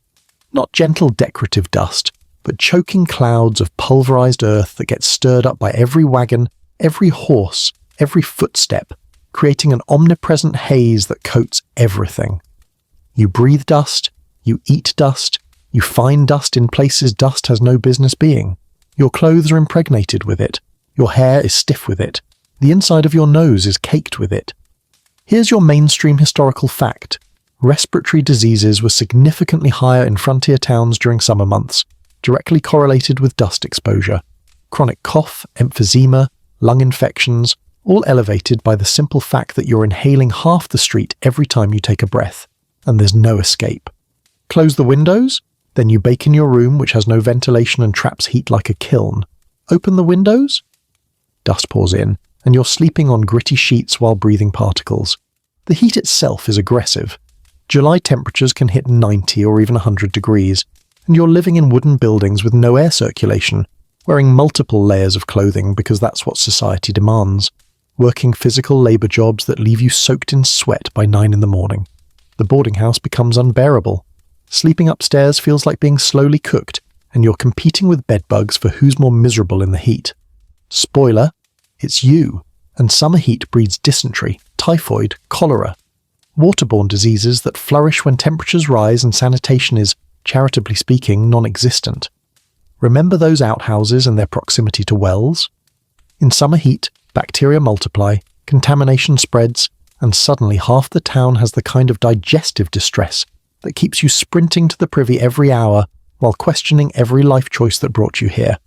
Historians still argue whether frontier dysentery epidemics were primarily caused by contaminated water or foodborne pathogens. But when you're experiencing both ends of your digestive system simultaneously, the academic distinction seems irrelevant. Summer also brings thunderstorms that are biblical in their intensity, massive cloud formations rolling off the mountains, lightning that strikes with frequency suggesting divine anger, rain that comes down in sheets so thick you can't see across the street. These storms turn those dusty streets into rivers of mud within minutes, flood buildings with dirt floors, and occasionally kill people who are stupid enough to stand under trees or next to metal objects when the lightning gets enthusiastic. Then there's winter, which is summer's evil twin. The first blizzard usually hits in November, sometimes late October if you're unlucky, and it's a wake-up call for anyone who thought cold was just wear a coat and you're fine. Frontier blizzards are whiteout conditions that last days, with wind that drives snow horizontally and temperatures that drop to 10 or 20 below zero. Visibility goes to zero. You can't see your hand in front of your face. People have frozen to death walking between buildings because they got disoriented and wandered into the open prairie. When a blizzard hits, the town basically shuts down. Nobody's going anywhere. Nobody's doing anything. You're trapped wherever you are when the storm starts. If you're at the boarding house, congratulations. You're spending 3 days in your room with whatever food you have and whatever warmth your stove can generate using whatever fuel you've stockpiled. If you didn't stockpile fuel, you're going to get very cold and possibly die, which happened to a family 2 winters ago when they ran out of firewood during a week-long blizzard and were found frozen in their beds when the storm cleared. The snow accumulation is measured in feet, 2 feet, 3 feet, occasionally 4 feet of snow piled up against buildings, covering windows, blocking doors, making the town look like it's been buried alive. Digging out takes days. Roofs collapse under the weight. Remember those questionable construction techniques. Winter is when they fail catastrophically, usually at 3 in the morning, creating a sound like God breaking furniture and leaving whoever's inside with a choice between staying under a collapsed roof or venturing into the blizzard. Here's a quirky historical tidbit. Frontier settlers would sometimes bring livestock into their houses during extreme cold, sharing living space with cattle, pigs, or chickens because the animals generated heat and also needed protection from freezing. Yes, you read that correctly. Your roommate is a cow. Your bedroom smells like a barn. But you're all warmer together, which is frontier problem-solving at its most pragmatic and aromatic. Speaking of survival and questionable decisions, let's talk about Sunday. Because Sunday is when this town pretends to be righteous for approximately 3 hours before returning to its default state of moral flexibility. Religion on the frontier is a fascinating collision between idealistic doctrine and practical reality, where people who spent Saturday night gambling and fighting spend Sunday morning singing hymns with straight faces, and everyone pretends this isn't hilariously contradictory. This town doesn't have a proper church building yet. That requires funds and community commitment that haven't quite materialized. So religious services happen in whatever space is available, which is currently the schoolhouse. Miss Henderson's classroom transforms into God's house every Sunday morning, with the desks pushed aside and benches arranged in rows, and the same room where children learn multiplication becomes a place where adults contemplate their sins, which are numerous and ongoing.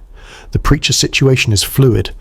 Sometimes you get Reverend Patterson, no relation to Mrs. Patterson, though they share a similar capacity for making people feel guilty, who's a permanent resident and runs a small ministry out of his home. He's Methodist, earnest, and discouraged by the fact that his congregation fluctuates based on weather, hangovers, and competing attractions. Other times you get travelling preachers, circuit riders who move from town to town bringing salvation and judgment in approximately equal measures. Here's your mainstream historical fact. Circuit riding preachers typically covered routes of 200 to 500 miles, visiting each community on their circuit every few weeks or months. They'd arrive in town, hold services for several days, perform baptisms and marriages and funerals that had accumulated since their last visit, collect whatever donations the community could spare and move on. They were part preacher, part travelling salesman, and part community cement, bringing spiritual guidance and also news from other towns on their circuit. Right now, it's Sunday morning in your imagination, you're taking a break from the weather discussion. You're sitting on one of those schoolhouse benches, squeezed between Frank from the boarding house and a man you don't know who smells like he interpreted Sunday best very loosely. The room is full, maybe 60 people crammed into a space designed for 20 children, and everyone's wearing their least terrible clothes because Sunday attendance is as much social obligation as spiritual devotion. Reverend Patterson is at the front, Bible open, leading the congregation through hymns that sound like musical suffering. Nobody here can really sing, but everyone's trying, creating a sound that's enthusiastic if not melodious. Amazing Grace echoes off the walls, the lyrics about wretches and being saved resonating with people who are definitely wretches and could probably use some saving, given last night's activities at the Golden Eagle. The sermon that follows is about temperance, which is either ironic or perfectly targeted depending on your perspective.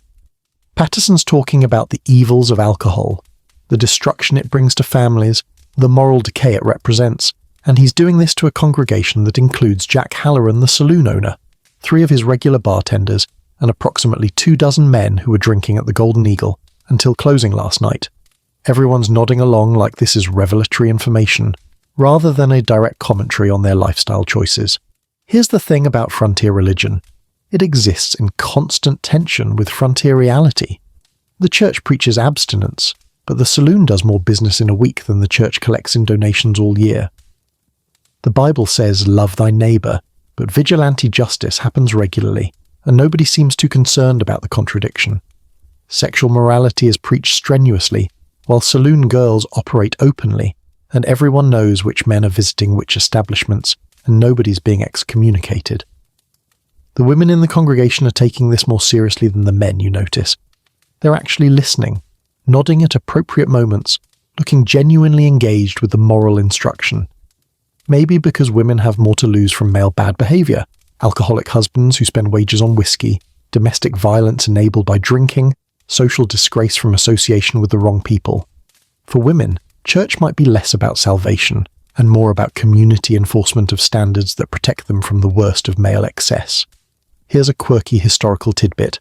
Frontier tent revivals, which happen when travelling evangelists come through with serious ambitions, could last for days or even weeks, with people camping out near the revival site, attending multiple services per day, experiencing religious fervour that bordered on mass hysteria. People would confess sins publicly, experience speaking in tongues, undergo dramatic conversions, and generally work themselves into states that were part religious ecstasy and part crowd psychology. These revivals were entertainment and spiritual experience combined, breaking up the monotony of frontier life with drama that was technically approved by society. The service continues with prayers, more hymns, announcements about community events, and a reminder that donations are welcomed and needed because the church operates on optimism and spare coins.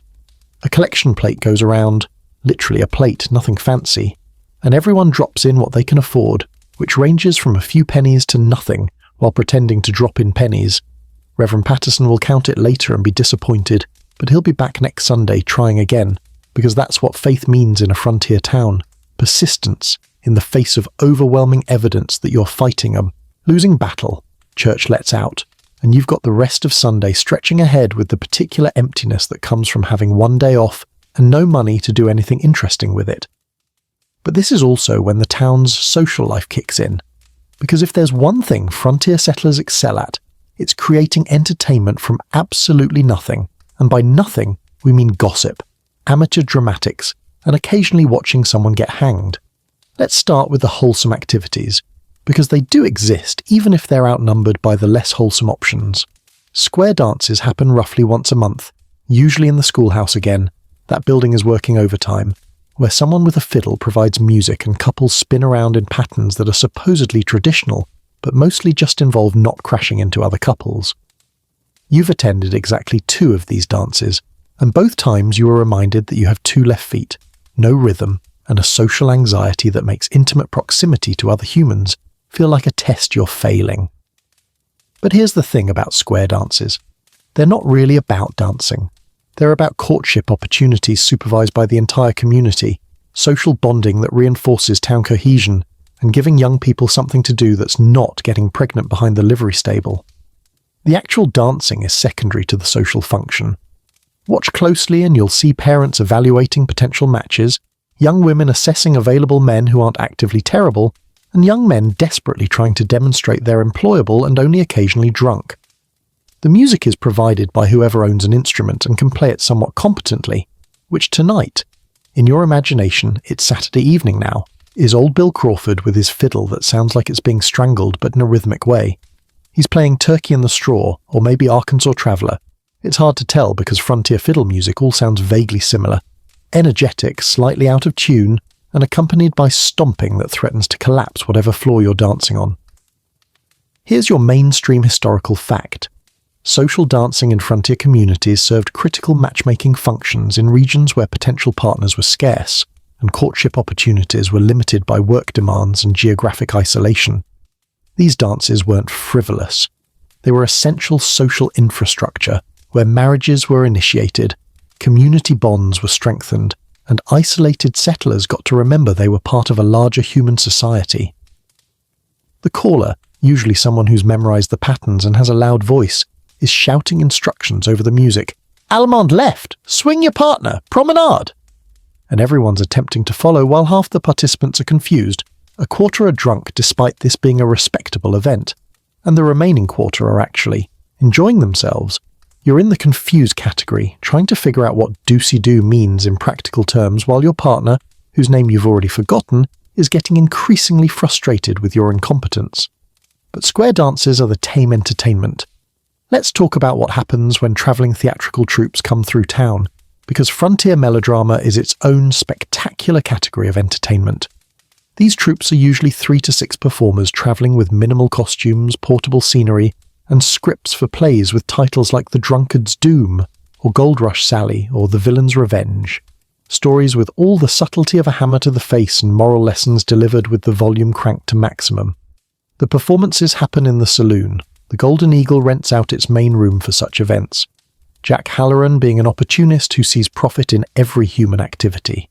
Admission is 50 cents, which is expensive but includes entertainment that you can't get anywhere else, unless you're counting watching paint dry as comparable.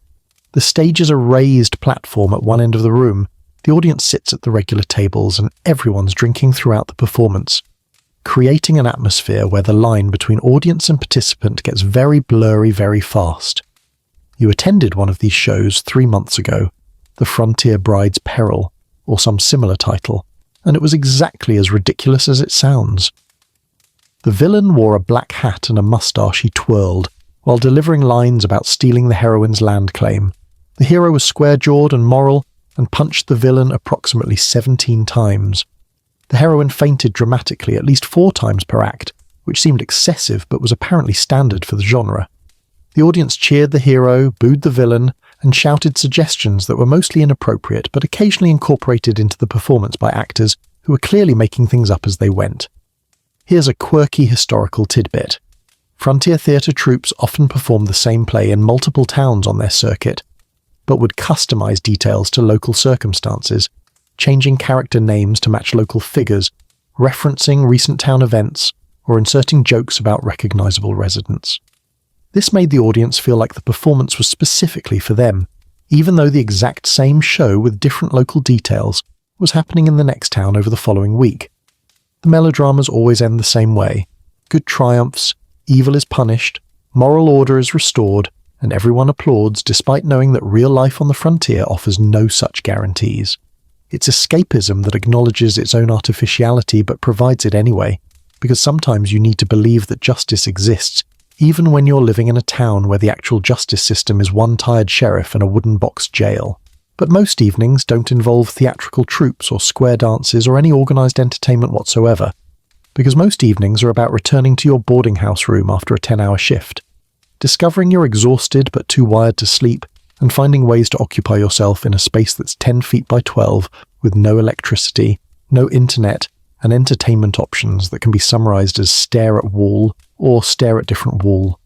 You're back in your room now, after a supper that was predictably bean-based and featured Mrs. Patterson's continued war against flavour.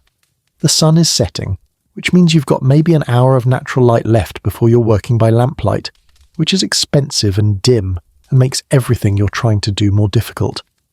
The oil lamp on your washstand is a simple affair. A glass reservoir filled with kerosene, a cotton wick, a glass chimney to protect the flame and direct the light upward. When lit, it produces illumination roughly equivalent to a modern 25-watt bulb, which is to say, barely adequate for reading and completely inadequate for any task requiring precision. Here's your mainstream historical fact. Kerosene consumption in American households skyrocketed in the 1870s and 1880s as kerosene lamps replaced candles and whale oil lamps. A typical household used 2 to 3 gallons of kerosene per month, at roughly 15 cents per gallon, making lighting a significant household expense. You're spending maybe 30 to 40 cents monthly just to see after dark, which is several hours of labour at the lumberyard translated into the privilege of not sitting in darkness. You light the lamp with a match, striking it against the rough wall, because match strikers are for people with disposable income, and adjust the wick until the flame is steady and reasonably bright. The room fills with that particular kerosene smell, slightly oily, vaguely chemical, familiar enough that you barely notice it anymore. The lamp hisses softly, a sound that becomes background noise along with the creaking of the building as it settles and the muffled sounds of your fellow boarders moving around in adjacent rooms. Your shirt needs mending, Actually, your shirt needed mending 2 weeks ago, but you've been putting it off because mending is tedious and you're not particularly skilled at it. But the tear near the shoulder is getting worse, and if you don't address it soon, you're going to be shopping for a new shirt, which means 3 months of saving, which means dealing with it now is the financially responsible choice, even though you'd rather gouge your eyes out with a dull spoon. You've got a needle and thread in your trunk. Every frontier resident carries basic sewing supplies because the alternative is walking around in rags, and you settle onto your bed with the shirt angling it toward the lamplight. Sewing by lamplight is a special kind of frustration. The needle keeps disappearing into shadow, the thread refuses to go through the eye on the first 6 attempts, and your stitches are uneven enough that they're more decorative than functional. But you're making progress, slowly, stabbing yourself with a needle only twice, which is below average and therefore counts as success. Around you, the boarding house is settling into its evening routine. Mrs. Chen next door is singing something in Cantonese. You can hear her voice through the walls, high and melodic, words you don't understand but tone you recognize as someone trying to make domestic labor less miserable through music. Below, in the main room, someone's reading aloud from a newspaper, probably Frank based on the voice, sharing news that's 3 weeks old but still more current than anything else available. President Garfield's condition stable, Frank's reading, except President Garfield was shot in July and died in September, so that news is both old and tragically wrong. But nobody's correcting him because maybe they haven't heard about the death yet, or maybe they're just enjoying the illusion of presidential stability. Here's a quirky historical tidbit. Communal reading aloud was standard evening entertainment in frontier households and boarding houses. Most residents couldn't afford their own newspapers or books, so one person would read while others listened, creating shared knowledge and entertainment simultaneously. This practice meant that literacy rates mattered less for information access. One literate person could serve an entire household or boarding house, conveying news, serialized novels, or improving literature to listeners who might never have learned to read themselves. You finish mending your shirt with stitches that are questionable but present, which is the frontier standard for most things. The shirt goes back in your trunk, and you're left with that particular evening emptiness where you've completed your necessary tasks and now have to figure out what to do with the remaining hour before you're tired enough to sleep. Your options are limited. You could join Frank and whoever else is downstairs for the newspaper reading. You could attempt to read by lamplight from the book you've been working through for 3 months. Or you could just sit here contemplating your life choices, which is free but depressing. You choose the book. It's a battered copy of The Adventures of Tom Sawyer that you bought from a previous boarder who was leaving town and needed cash more than literature. The pages are dog-eared, some are loose, and there's a suspicious stain on chapter 12 that you've decided not to investigate. You're reading slowly because lamplight makes extended reading difficult. Your eyes tire quickly, headaches develop, and the text starts swimming after 20 minutes of sustained attention. You're maybe 20 pages into Tom Sawyer's fence painting scheme when you hear it. Raised voices from down on Main Street, the kind of shouting that could be friendly disagreement, or could be the prelude to violence. And on a frontier town Saturday night, it's usually the latter. You set the book down and listen, because everyone in the boarding house is listening now, the building gone quiet except for that distant commotion. This is the reality of frontier nights. After the sun goes down, the thin veneer of civilization gets even thinner, and the town transforms into something more dangerous, more chaotic, more honest about what it really is. A collection of desperate people in a lawless place where social controls are weak and consequences are negotiable. The shouting gets louder, and now you can hear breaking glass, which means someone's fight has progressed from verbal to destructive. Probably at the Golden Eagle, because that's where 90% of nighttime trouble originates. Saturday night is when working men get paid, and Saturday night is when those wages get converted into whiskey, which gets converted into poor decisions, which gets converted into violence that Sheriff Bradley will half-heartedly investigate tomorrow morning, when everyone's sobered up and lying about what happened. Here's your mainstream historical fact. Frontier towns experience significantly higher rates of violent crime after dark, with assault, robbery, and property destruction concentrated in evening hours when alcohol consumption was highest and visibility was lowest. Law enforcement was particularly ineffective at night because officers were outnumbered, legitimate witnesses were scarce, and darkness provided cover for both perpetrators and escape. You're not going out there. Nobody in the boarding house is going out there. because investigating nighttime disturbances is how you end up accidentally involved in someone else's fight, which is how you end up with a broken nose or a knife wound or, if you're especially unlucky, a bullet hole. The safest strategy is to stay inside, keep your door locked. Not that the lock is particularly robust, but it's psychological security, and wait for either the noise to stop or dawn to arrive, whichever comes first. Mrs. Patterson's voice echoes from downstairs. Everyone stays inside. She doesn't need to say it, but she says it anyway, establishing that she's in charge, and her establishment will not be contributing residents to whatever chaos is unfolding on Main Street. You hear her wooden window shutters closing and latching, the sound travelling through the building as other residents follow suit, everyone securing what minimal defences they have against the night. The fight continues for maybe 10 more minutes, shouting, crashing, what might be gunshots or might be boards breaking, it's hard to tell, and then it winds down the way these things always do. Either someone won, someone fled, or Sheriff Bradley showed up and convinced everyone to take their violence elsewhere. The night goes quiet again, or as quiet as frontier towns get, which is to say there's still the background noise of dogs barking, horses moving in distant corrals, and the general creaking of wooden buildings settling. But the silence is almost worse than the noise because now you're hyper-aware of every sound. That thump downstairs, just someone moving around or someone breaking in. That scrape against the side of the building, wind-blown debris or someone climbing toward your window. The darkness outside your window is complete, the kind of darkness that cities don't have anymore, where the absence of light is total and absolute and anything could be happening 5 feet away and you'd never know until it was too late. Fire is the other major nighttime fear, and it's not an abstract concern but a constant, realistic terror that keeps property owners awake and anxious. These wooden buildings with their kerosene lamps and wood-burning stoves are essentially kindling waiting for ignition. A knocked-over lamp, an unattended stove, a spark from someone's forge, and the entire block can go up in flames that spread faster than people can respond. You've heard the stories, every frontier town has them, of fires that consumed entire districts in under an hour. The Great Fire of Virginia City in 1875 destroyed most of the town. The Seattle Fire of 1889 took out 64 acres. These aren't distant historical events. They're recent cautionary tales that everyone references when discussing fire prevention, which is to say, people talk about being careful and then continue being careless, because exhaustion and limited options override caution. Here's a quirky historical tidbit. Some frontier towns organised volunteer fire brigades that were really just groups of men with buckets forming human chains from the nearest water source to the fire. These brigades were spectacularly ineffective against serious fires, but made everyone feel like they were doing something productive while their town burned. The real fire strategy was usually, let it burn, save what you can carry, rebuild later.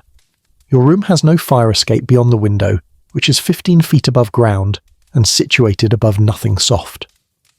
If fire breaks out downstairs while you're sleeping, your options are jump and hope you don't break your legs, or try to navigate through smoke and flames to the staircase that's probably already on fire.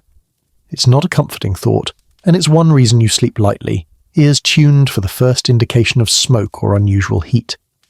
Then there are the animal concerns. Coyotes come into town regularly, drawn by garbage and the smell of food, and they're bold enough to approach buildings if they're hungry enough. You've heard them howling on the outskirts, that distinctive yipping chorus that sounds like demented laughter. Wolves are less common, but not impossible. There was a pack, spotted 10 miles out just last month, and while they generally avoid humans, generally is not always, and a starving wolf with a taste for easy food might decide a small dog or unguarded chicken coop is worth the risk of entering human territory. Rats are the constant nocturnal companion, living in the walls, under floors, in any space that provides shelter and access to food. You can hear them now if you listen carefully, scratching, squeaking, moving through the boarding house infrastructure like they own the place, which in some sense they do. They're disease vectors, food thieves, and utterly unstoppable despite everyone's best efforts. Mrs. Patterson keeps a cat specifically for rat control, and the cat earns its keep nightly, but it's fighting a losing battle against rodent reproduction rates. The darkness itself is a frontier hazard that modern people don't fully appreciate. Without streetlights, without porch lights, without any artificial illumination beyond the occasional window showing lamplight, the town at night is a maze of shadows and obstacles. People do fall into ditches, trip over debris, walk into buildings, or simply get disoriented and lost trying to navigate familiar routes in darkness. Getting drunk and trying to walk home in the dark is a recipe for injury or death, which doesn't stop anyone but does create a steady stream of casualties. There's supposed to be a night watchman. The town council voted to hire one last year, but the position keeps turning over because nobody wants to work overnight for minimal pay, patrolling a town where the most likely outcome is confronting drunk men who are armed and unreasonable. The current night watchman, if he exists and hasn't quit already, is probably huddled somewhere warm, avoiding his actual duties because risking your life for $30 a month is a calculation that doesn't favour bravery. The town jail, remember, is a wooden box that people escape from with moderate effort, so even if someone gets arrested during a nighttime disturbance, they're probably not staying arrested unless they're too drunk to work a simple lock or too injured to move. Sheriff Bradley isn't patrolling at night.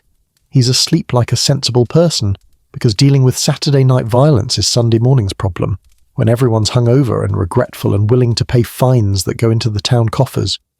You can hear footsteps on the boardwalk outside now, someone walking with the distinctive uneven gait of serious intoxication. They're singing something badly, voice carrying in the night air. Buffalo gals, won't you come out tonight? Slurred words, wrong notes, the performance of someone who has no awareness that it's well past acceptable noise hours and other people are trying to sleep. The footsteps pass, the singing fades, and you're left wondering if that person will make it home safely, or if they'll be found tomorrow morning in a ditch with empty pockets, courtesy of thieves who target drunk men as reliable income sources. Historians still argue whether frontier towns were actually more dangerous at night than contemporary eastern cities, but statistics are scarce and unreliable. What you know is that nighttime here feels dangerous in a way that's visceral and immediate. The darkness is not your friend. The isolation of being in a wooden box surrounded by other wooden boxes, separated by gaps that might as well be chasms in the dark, creates vulnerability that daylight temporarily obscures. You check your door lock again. It's still locked, still inadequate, and return to your bed. Tom Sawyer can wait until tomorrow. Right now, you're going to extinguish the lamp, conserve what kerosene remains, and attempt sleep despite the ambient anxiety that comes with frontier nights. You turn down the wick until the flame gutters and dies, plunging the room into darkness that's complete, except for whatever moonlight might be filtering through your window. The darkness is thick, almost physical, and your eyes need minutes to adjust enough to make out vague shapes. The rectangle of your window, the bulk of your trunk, the washstand's silhouette. Every sound is amplified. The building creaking as temperatures drop, someone coughing in another room, the distant bark of a dog that might be warning about something, or might just be barking because that's what dogs do. You lie there in your uncomfortable bed with its hay-tick mattress and thin blanket, fully dressed because undressing means being cold and vulnerable, and you think about the fact that you're doing this again tomorrow, and the day after, and the day after that. Wake up, eat, work, eat, sleep, repeat. The cycle is unrelenting, broken only by Sundays that provide minimal rest and maximum reminders that you're trapped in this routine with no obvious exit. Sleep comes eventually, fitfully, interrupted by sounds real and imagined, by cold that seeps through your blanket, by dreams that mix memory and anxiety into scenarios where you're late for work and also being chased by wolves, and also your brother from Ohio is somehow here asking why you left. And you can't answer because you don't remember. You just know that this seemed like a better option than whatever you were escaping. The rooster will crow in maybe 5 hours. Then you'll do this all again. Welcome to frontier life, where every day is basically the same struggle, and the only variety comes from whether today's hardship will be familiar or surprising. And so a year passes, because time moves forward whether you're ready or not, and the frontier doesn't pause for reflection or sentiment. You've lived through all 4 seasons now. The dust of summer, the mud of spring, the cold of winter, and the brief respite of autumn that tricks you into thinking life here might be tolerable. You've survived, which is worth noting because not everyone does. The town has changed in small ways that accumulate into something noticeable. 3 new buildings have gone up on Main Street. Another saloon called the Silver Dollar because apparently one saloon wasn't sufficient for this town's drinking needs. A photography studio run by a man from Boston who's discovering that frontier residents don't have disposable income for portraits, and a bakery that lasted exactly 2 months before the owner gave up and left, in the middle of the night owing everyone money. Here's your mainstream historical fact. Frontier boom towns typically experience 20 to 40% population turnover annually, with residents arriving full of hope and leaving full of regret or debt or tuberculosis. The faces change constantly, creating communities where permanence is rare and commitment is conditional. You've watched this churn firsthand. People arriving on wagons with everything they own, setting up shop or taking jobs, then disappearing 3 months later when reality fails to match expectations. Remember Tommy Breslin, the young clerk at the general store who sat across from you at breakfast back in October? He's gone.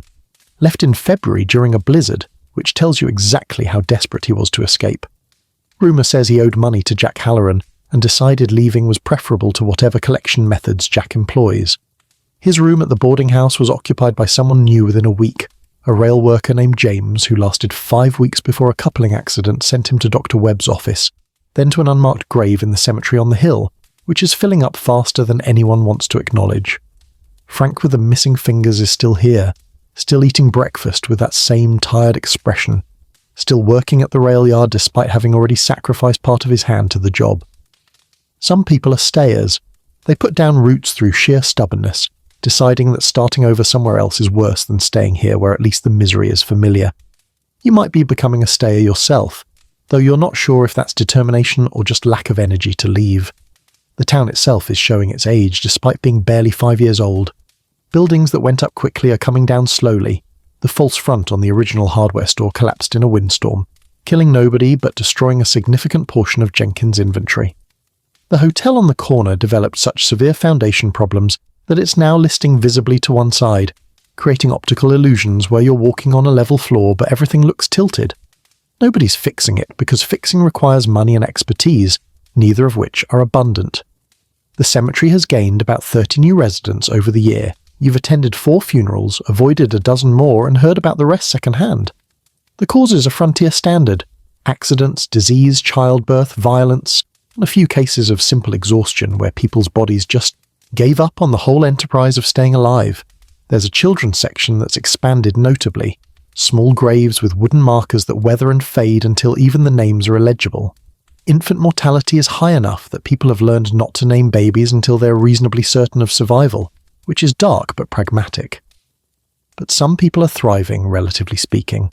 Samuel Brooks at the general store has added a second floor to his building, which suggests he's making enough profit to expand. Big Mary O'Malley's freight company has acquired a second wagon team, creating competition that's driving down prices and improving service. Dr. Webb has survived another year without getting sued or lynched, which counts as professional success in frontier medicine. The seasons have cycled through their particular brutalities. Spring brought mud that swallowed wagons and optimism in equal measure, along with floods that destroyed 3 buildings along the creek and reminded everyone that water infrastructure is something the town lacks. Summer brought dysentery that killed 6 people, heat that made work nearly impossible, and dust storms that obscured the sun for hours at a time, creating apocalyptic landscapes of orange sky and zero visibility. Fall, you're living through it again now, coming full circle to where we started, brings the brief window where temperatures are almost comfortable, and the land looks almost beautiful, with prairie grasses turning gold, and the mountains showing early snow like someone's dusted them with powdered sugar. This is the season of false hope, where you trick yourself into thinking winters aren't that bad and summers aren't that brutal, and maybe next year will be different. But you know better now.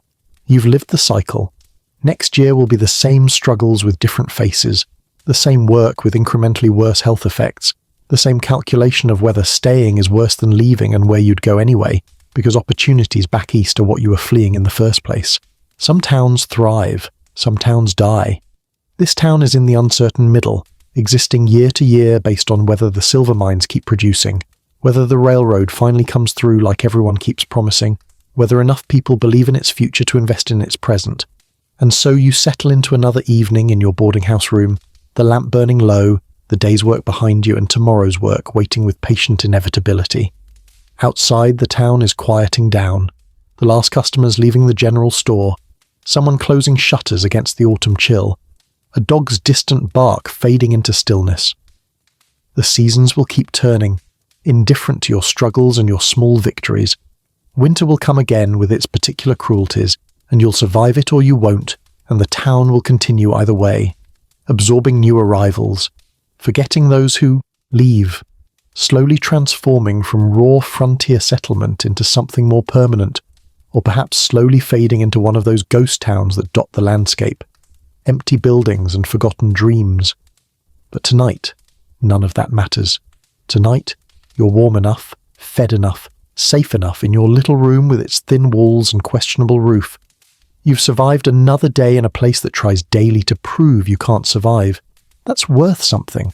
That persistence. That stubborn refusal to give up even when giving up would be so much easier.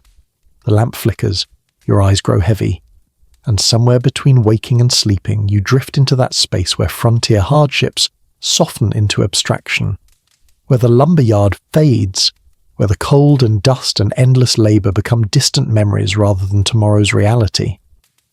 The town sleeps around you, imperfect, temporary, barely civilized, a collection of wooden buildings and exhausted people holding on to the fragile belief that this life, difficult as it is leading somewhere worth reaching. Rest now. Let the frontier fade. Tomorrow will bring its challenges soon enough, but tonight you can simply sleep, knowing you've done what frontier life requires. You've endured, you've survived, and that's enough.